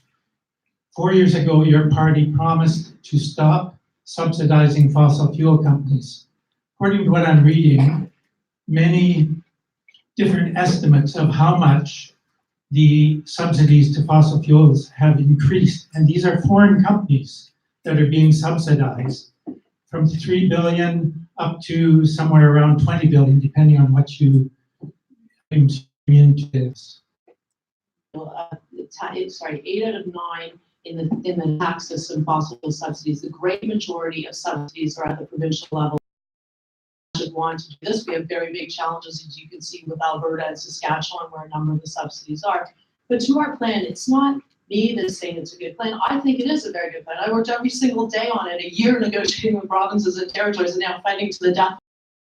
But if you go look at Chatelaine, there's a good review by a climate scientist and a leading economist, and said no matter how you slice it, the Liberals have implemented the country's first serious national climate plan. They're looking to build on it. We get top marks for ambition, but the only party that gets top marks for being able to implement it. We have more to do. I'm very committed to working with the Greens and all parties, but we have to land it. The biggest thing we could lose now, and I will tell you, I'm so worried about this, is Conservatives. Andrew Scheer said, the first thing he will do is rip up our climate plan. That is unconscionable, but it's the truth. And we can't go back in time. We put a price on pollution. First national price on pollution. That took a lot of political courage, and it's hard. We've had to fight in court. We take regulations across the board, from phasing out coal-fired plants to tougher vehicle emission standards, aligning with California, not Trump, who's rolling it back. A clean fuel standard, net zero building code, and we made this sort of, we were the only party that said we invest.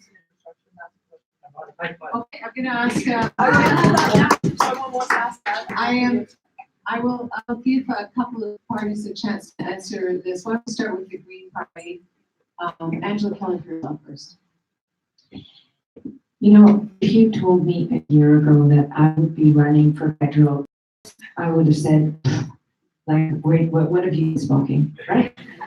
And last December 18th, I was reading the Globe and Mail, and I read that the Liberal government was going to subsidize oil and gas by $1.6 billion. That was after the pipeline. And I realized that there was a lack of political leadership on climate, and that oil and gas sector was leaning way, way heavily on both the Liberals and the Conservatives, and that we had to step up.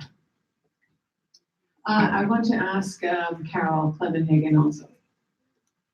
It's interesting, you know, Minister McKenna seems to have forgotten that she was in a majority government, and there was a Liberal government in Ontario, a Liberal government in Quebec, and an NDP government in Alberta. Rachel Notley, as she pulled Alberta out of this great Liberal plan, said it wasn't worth the paper it was written on.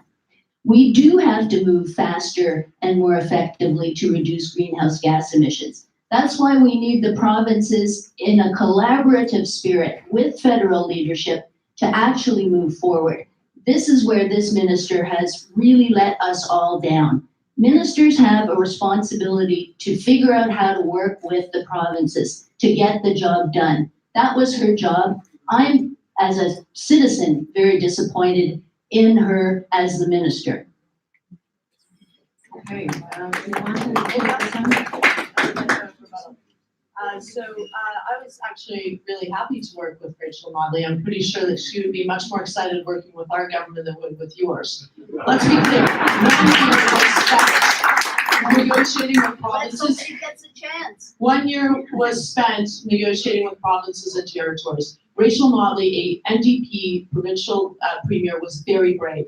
She put a price on pollution. She phased out coal, historic investments in renewables, a clean fuel standard, tough methane emission standards, and she also put a hard cap on emissions in the oil sands. But unfortunately, Doug Ford, I'm not here as Minister of Environment, but I am here to represent Canadian people and to protect the environment. I'm not here to be best friends with Doug Ford.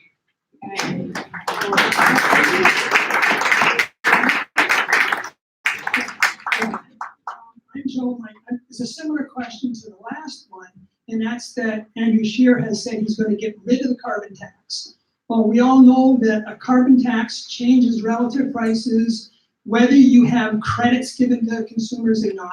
So the change in relative prices, the greater the carbon intensity of the product, the greater the change in the price, the greater the change in demand, the greater the change in production. So it will work to reduce pollution.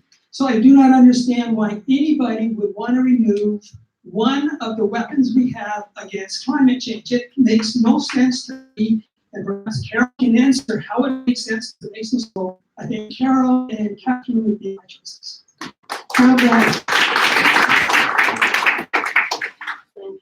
On the specifics of the pricing, it presumes that the pricing is at a level that will actually induce behavior change. So that has been an issue. It's hard to figure out what the is to peg the price at. It's currently 20, supposed to go up to 50. The parliamentary budget officer said that it needed to be at least in the hundreds if it were to actually start tracking towards meeting targets. The conservative plan looks at incentives, looks at capturing a larger group of emitters, looks at a panoply of activities that's going to drive technology further to actually get to reducing greenhouse gas emissions. Our focus is on the result, reducing the emissions by a variety of activities across the provinces and sectors. So the carbon tax is one aspect.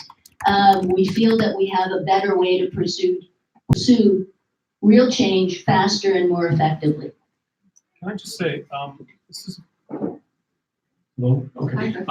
This is about a poverty of imagination. We've had successive liberal and conservative governments in this country failing to diversify this economy going back 40 years. At one point, we established the Alberta Heritage Fund. It has $15 billion left in it, or thereabouts at the moment. The comparable Norwegian Sovereign Wealth Fund has 1.2 trillion in it, and every last bit of that needs to be spent on renewable technologies, sustainable technologies. We created a petro state here about 10 or 15 years ago, and we're now paying the price of that.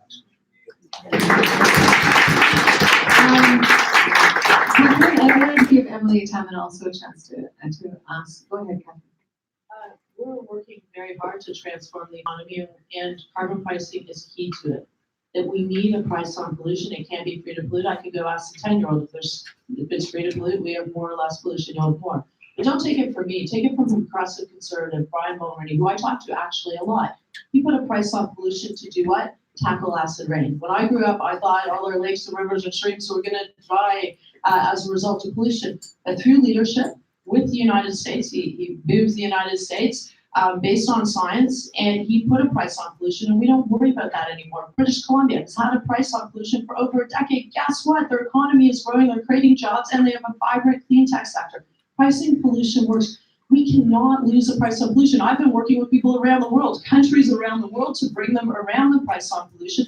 The fact that conservative politicians don't accept a market measure, it actually uses the market, and we've done it in a revenue neutral way. All of you got your climate action incentive. I hope, go check your taxes. You will see it. A family of four got $307. That is more than 80% of families will pay, especially lower and middle income families. We need to take smart climate action, but we absolutely need to land what we have done. And sadly, we're fighting conservative politicians, but we have won in the courts. We will win at the Supreme Court because pollution doesn't know any borders. It is an issue of national concern, and we have to use every tool at our disposal, including a price on pollution.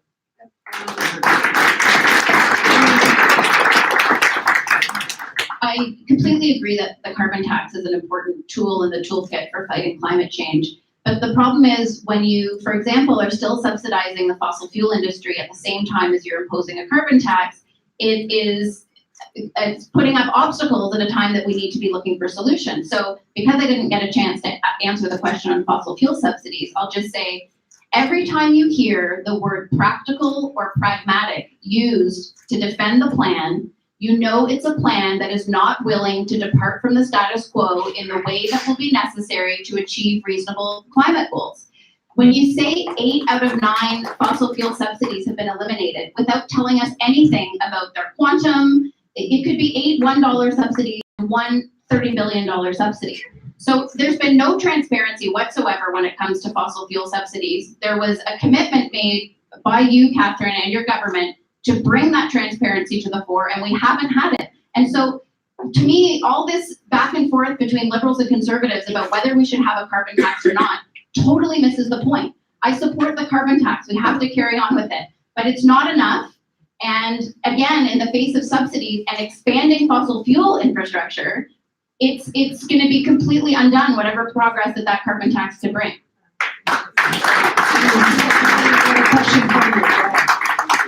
From you, Catherine, Emily, and Angela.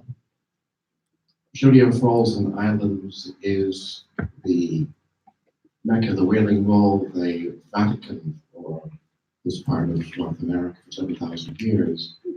And we are signatories to the UN Declaration on the Rights of Indigenous People, Article 12, which talks about sacred sites. So my question to you three is, what will you do to protect and recognize that sacred site consistent with Article 12? Why don't we start with Angela? Thank you very much for that question, Peter. I think that I agree with you that having such a sacred site and having it in sight of our parliament is an incredible opportunity.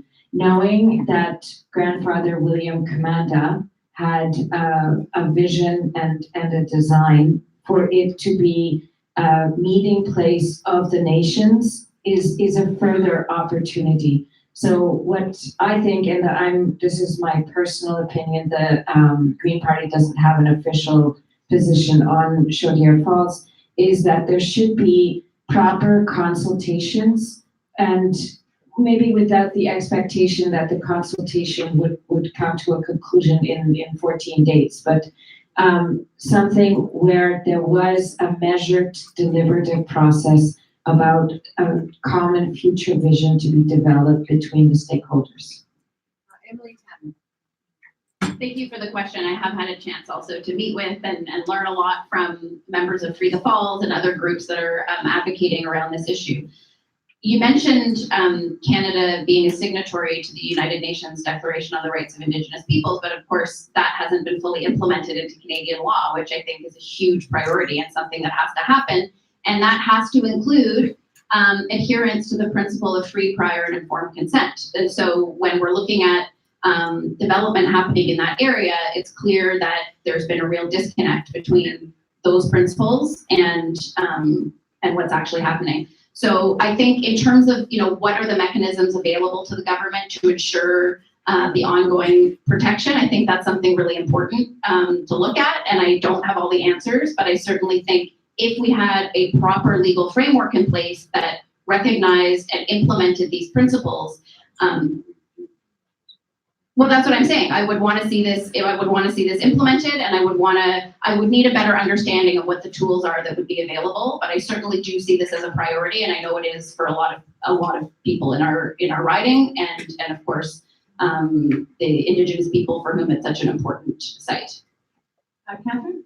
I recognize that Chaudière Falls is a really important site. I know that in terms of the land that is near there, that is NCC, so the federal part of the land, I know there have been ongoing consultations. We have committed to just sitting down and listening to folks and trying to come up with common solution. I'll give you an example. So as Minister of Environment and Climate Change, I spent a lot of time with Indigenous peoples on a distinctions-based approach, which is for things that we've worked really hard on is new Indigenous protected areas. So this is a groundbreaking concept. There's some work in Australia and a few other places, but where all of the protection of nature, we look at how do we do it with Indigenous peoples. And we were able to go from 1% of our oceans protected under Stephen Harper to 14%, which is exceeded by 1 year. It was 2020, our target for 10%. So that is an example how you can exceed targets. That was through work, a lot of hard work, including with Inuit. So we were able to protect Halyuruttup and the high Arctic Basin, Lancaster Sound, by being creative. And I think that that's what this requires. I'm also proud of 100 Wellington. I said that was a commitment that we would have consultation with about 100 Wellington and that we would make that space useful. You might remember under the Conservatives, it was rotting. And now it's a new space for Indigenous peoples, for First Nation, Métis. There's a lot. Question over here. My question is for Catherine. It was recently reported by Blackwatch that the Ministry of Environment and Climate Change Canada deleted 100 years of weather data from 1850 to 1949. I will note, a side note, that Blackwatch is not part of the $600 million government media bailout. You tell us that your government's environmental policies are based in science. How can Canadians have confidence when your government has directly removed 100 years of that scientific data, which would be necessary to make fact-based decisions rather than decisions based on fear and emotion? Well, the good news is actually, I look at my Twitter feed, despite sometimes I think I shouldn't, and I saw that. So I immediately asked my department, so the good news is we did not destroy 100 years of data. We would never do that because we believe in evidence-based approach. In fact, I came into government, where people could say climate change. We changed that. We unmuzzled scientists. We actually developed a climate plan and looked at the science, looked at what works. So I don't know where this rumor is coming from, but to the extent it's out there, it is not true. Question over here. I'm Madame. Okay, I'm Madame. I'm a scholar and I work in the area of delivering democracy, both here and across the border. And I don't, even so, I'm a non-partisan. I never voted for a party. I choose a candidate that was pragmatic, as I did choose a campaign in Jacqueline before. My question is to Carol Kennedy and to Kathleen McKenna. I have witnessed Andrew Scheer speaking positively about Proposition 13 and Reagan. Proposition 13 gave immediate benefits to people of California, but it's the current generations who are paying the price. Is Mr. Scheer going to be honest with Canadians? Thanks a lot. I can answer part of that principle in terms of will he be honest? Yes, he will be honest. He's an honest person and an honest politician. I'm sorry, I'm not familiar with, you referred to. Yeah. The Proposition 13 has given immediate benefits to taxpayers by reducing their home tax. Okay. 13 years later, now it's the new generation paying for it because California, which used to be precursor jurisdiction on the environment, on health, on education, is now the worst. I understand. Okay, thank you. I understand the question better. So the conservative approach is one of responsibility, of being responsible fiscal managers. So understanding that Canadians have affordability worries at the moment, cost of living worries. There's an attempt to be helpful in that with modest proposals like taking the HST off home heating or a green transit tax credit. So bits of support that we can offer to everyday Canadians. At the same time, moving responsibly towards a balanced federal budget and committing to maintaining and increasing transfers for health and the Canada Health Transfer, the Canada Social Transfer to protect important programs like healthcare, like post-secondary education, like social assistance programs.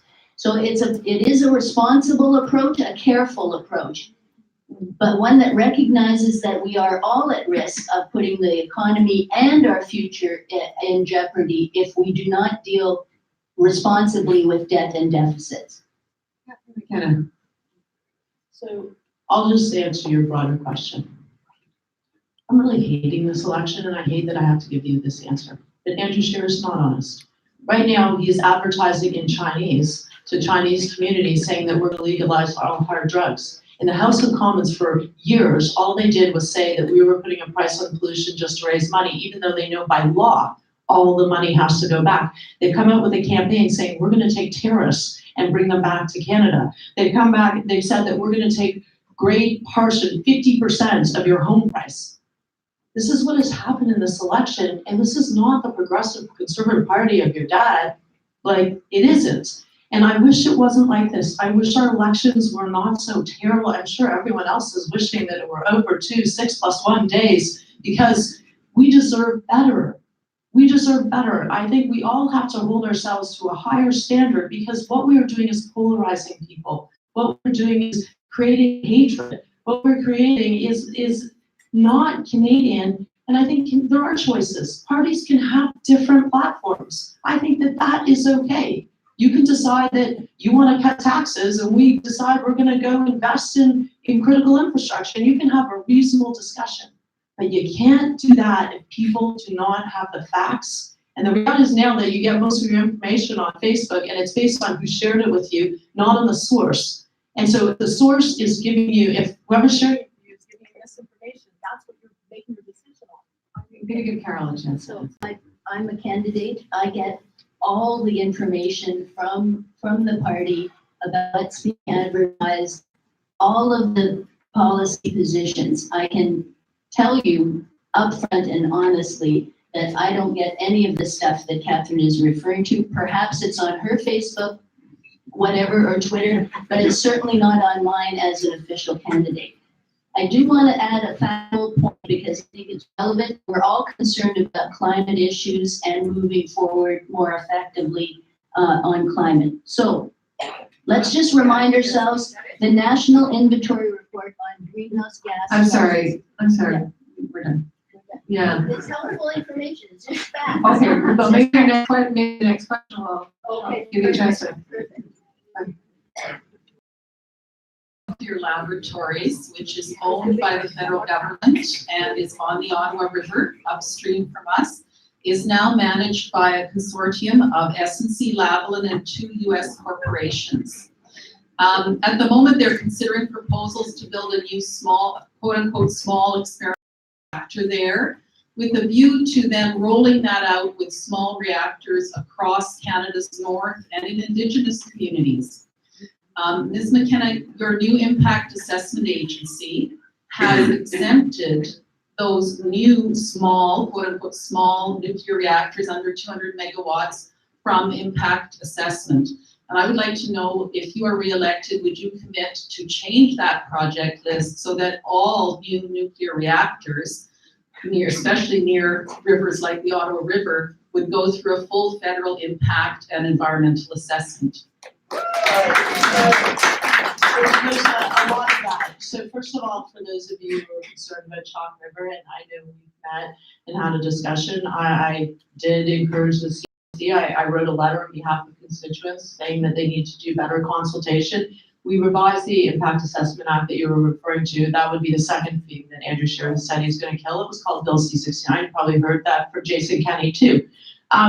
But what they did in that, when they gutted environmental protections and our projects, the way we reviewed major projects, and we rebuilt that. We rebuilt it where Indigenous knowledge and consultation was a must-have, not a nice-to-have. You needed to consult with communities. You needed to make evidence-based decisions. And then we do have a project list, and that is based on what input we got, the science, the evidence. And so that is how we made decisions. That doesn't mean a particular project would not be under an impact assessment. That decision can always be made based on the science, evidence, or community concerns, other factors, that it would go through a full project assessment.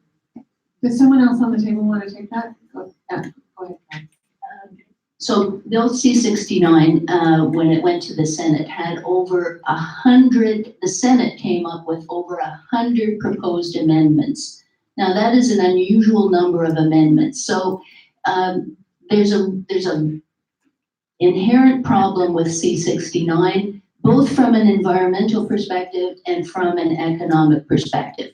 It's also a bill that has created a situation where we have a province of the country that feels alienated from the rest of us, really, here in the East. Bill C-69 is not something that is actually going to improve things. It's something that will complicate moving forward on important programs and complicate rather than improve the way of doing assessments that do need to be done quickly and efficiently and effectively. Go ahead, Angela. This is another very good example about what is going on with our politics and our decision-making. In the process for Bill C-69, the Canadian Association of Petroleum Producers, their advocacy was introduced verbatim by the Conservative senators.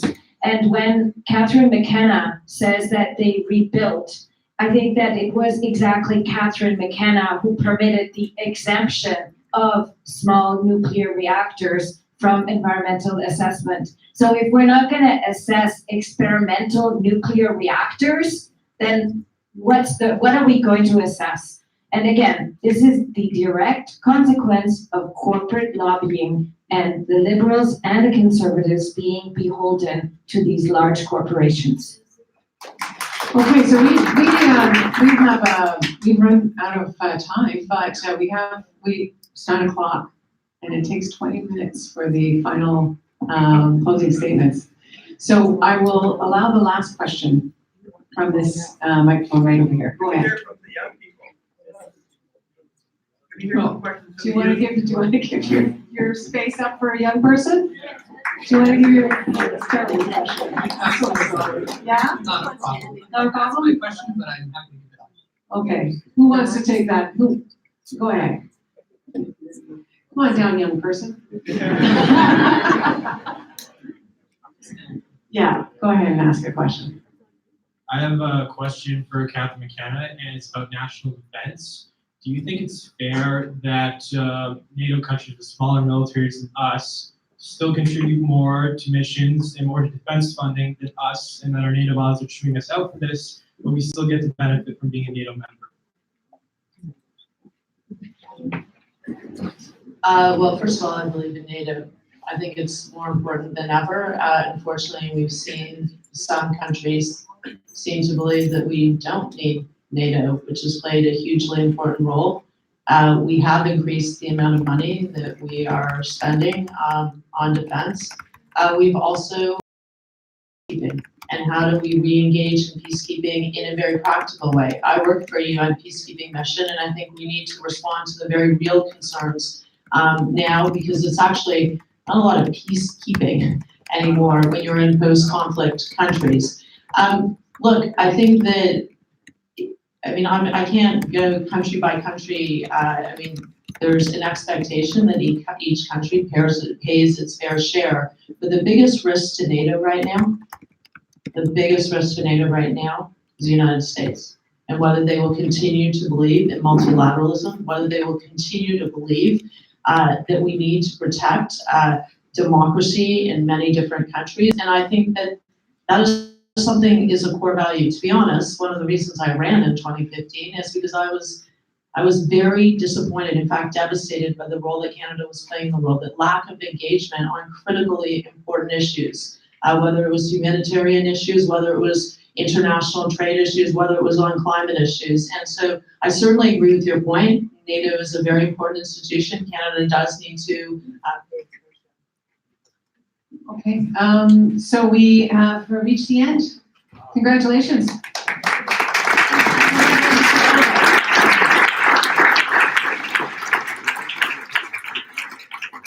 So we are going to do closing statements. Each candidate has, am I right, is it 1 minute?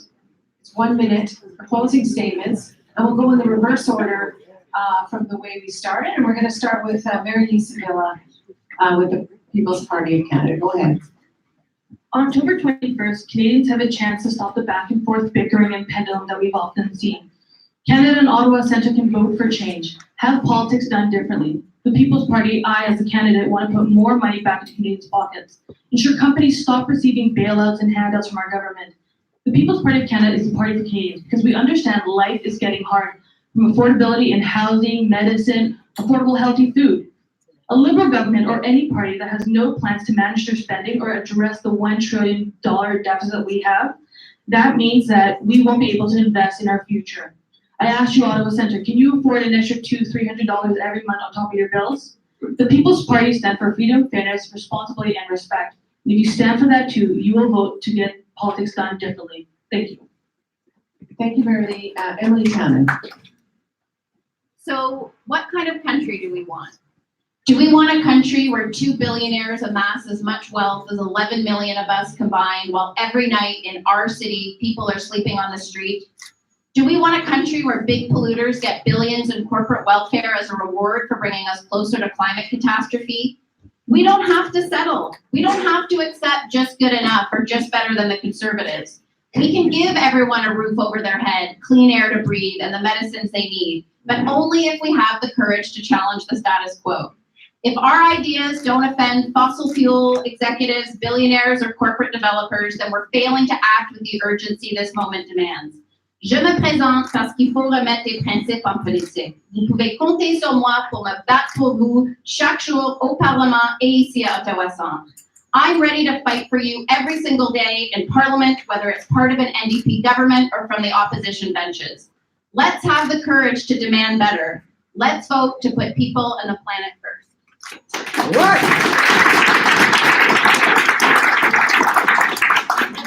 We can clap during this section.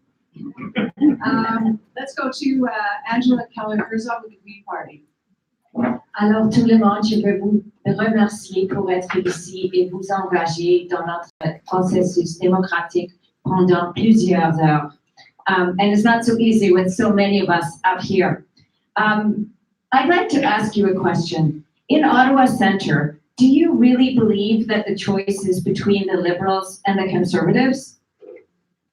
Do you really think that we have to be afraid of the Conservatives? Ottawa Centre has not voted Conservative for 40 years. 1 year. So I reject. This is the year, Angela. I'm sorry. I beg your pardon. I beg your pardon. That was incorrect. I give up my time. Thank you. I reject the message of fear. I don't like being heckled by Madame Conservative here, and I don't like this constant message of fear, fear, fear coming from Madame Liberal. I think that we need to step up, have courage, and vote for the future that we want. So I would like to ask you to join me with those who want real action on climate and who want a renewed social contract. Thank you.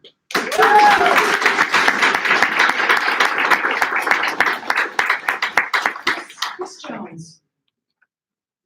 Thank you to the organizers of the debate and to you folks for taking an interest in democracy and coming out to query us. I acknowledge the work my fellow candidates have put in for the past 6 weeks and wish them well next Monday.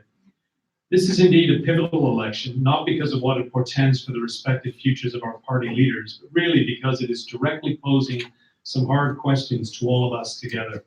For those of you who can vote, it asks whether the status quo is the best we can do. For those of you too young to vote, it questions what kind of world will you inherit from us. We can make a more inclusive, more sustainable, and more economically creative future for ourselves, but only if we can free ourselves of the two-party oligopoly which has existed for over 150 years. Let's end the inertia, despair, and apathy that it engenders and replace it with hope, resilience, and imagination. I alone don't have the answers, but we together as ordinary citizens do. Put your faith in that for a change and vote independently next Monday. Thank you.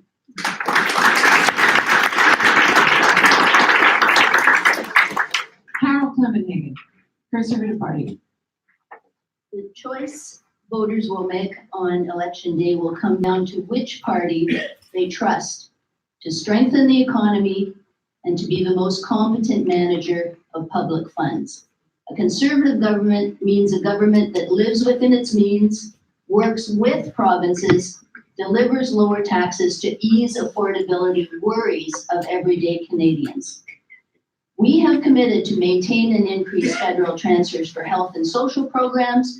We have committed to maintaining job levels in the federal public service.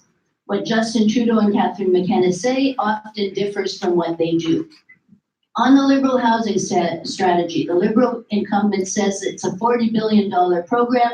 The Parliamentary Budget Office finds it's only $16 billion. My focus is this riding. I will seek out residents' input, meeting frequently with local community associations to engage Ottawa Centre's broad views on issues. I'm asking for your vote on October 21st.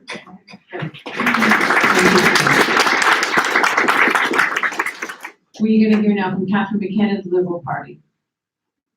My promise to you, if I'm re-elected, is to continue working hard for you every single day on the issues you care about. We've accomplished a lot in the last 4 years.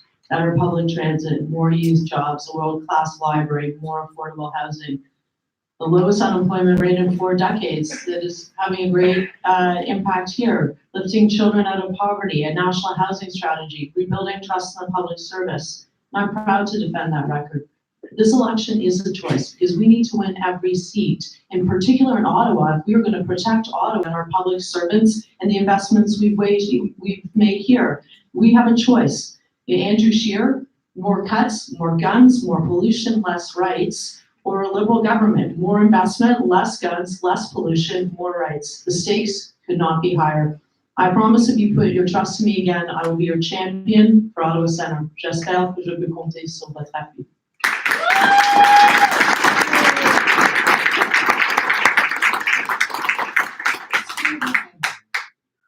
Thank you. Instead of an economy based on precarious employment, we call for full-time jobs, 32 hours per week with the loss of pay. We call for full pensions at age of 60. We support universal and public health care, Medicare, pharmacare, and we build 1 million social housing units. We call for free post-secondary education, canceling student debts. To pay for the social services we call for doubling the corporate tax rate, a capital gains tax 100%, and taxing wealthy estates over $1 million. We advocate cutting defense spending by 75% and using the money to save our programs. Canada should pull out of NATO and NORAD and stop following the dictates of the U.S. federal war, be it in Iran, Venezuela, Syria, or other places. Canada has no right to call for the Venezuelan military to be against the democratically elected government. Thank you. Well, let's go to Shelby, the Animal Protection Party. I hope on October 21st you recognize APPC as the party offering the only comprehensive, realistic, and informed approach to the changes Canadians are asking for, the changes Canadians must be tired of asking for. I heard it mentioned at a previous debate that Canada's plan for climate change needs to include, quote, people as part of the equation. The only people in the equations of climate plans are those who are walking and talking and making money today. As the youngest candidate, I'm here speaking for my older peers and their children, myself and my future children. I'm here speaking for the animals in factory farms and laboratories currently living no life that can be called their own, no minute of their life speaking to the kind of thing they are by nature's design, but instead every minute repurposed for a normalized decadence.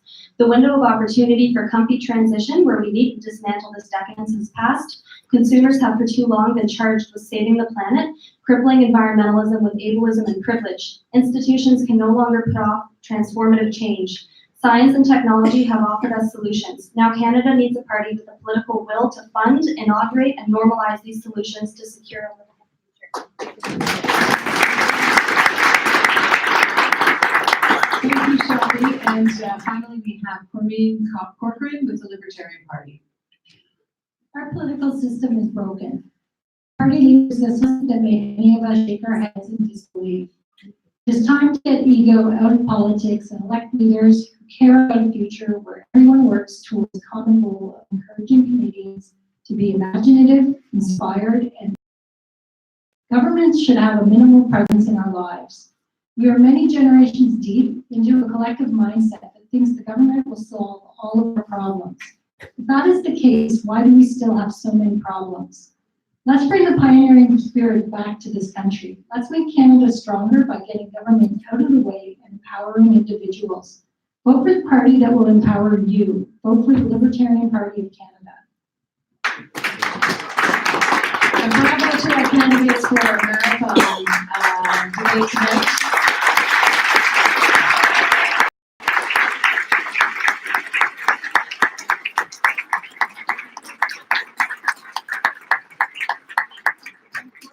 We hope that this made your choices easier, and don't forget to vote.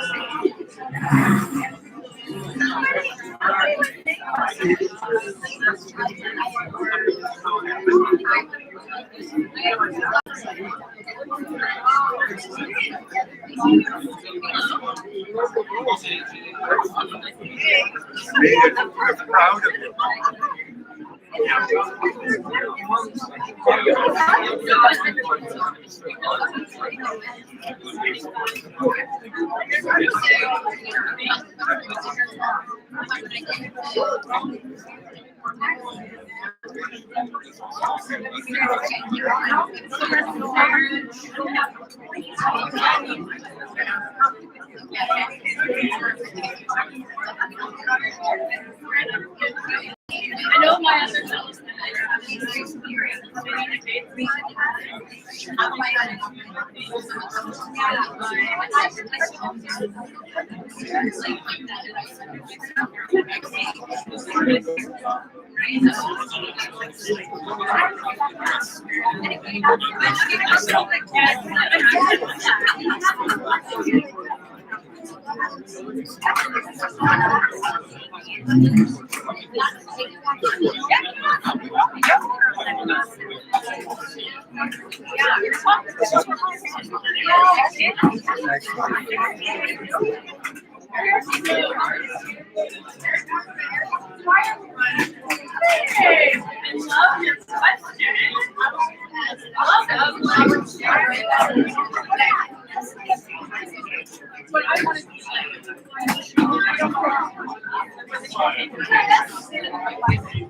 Now the chaos.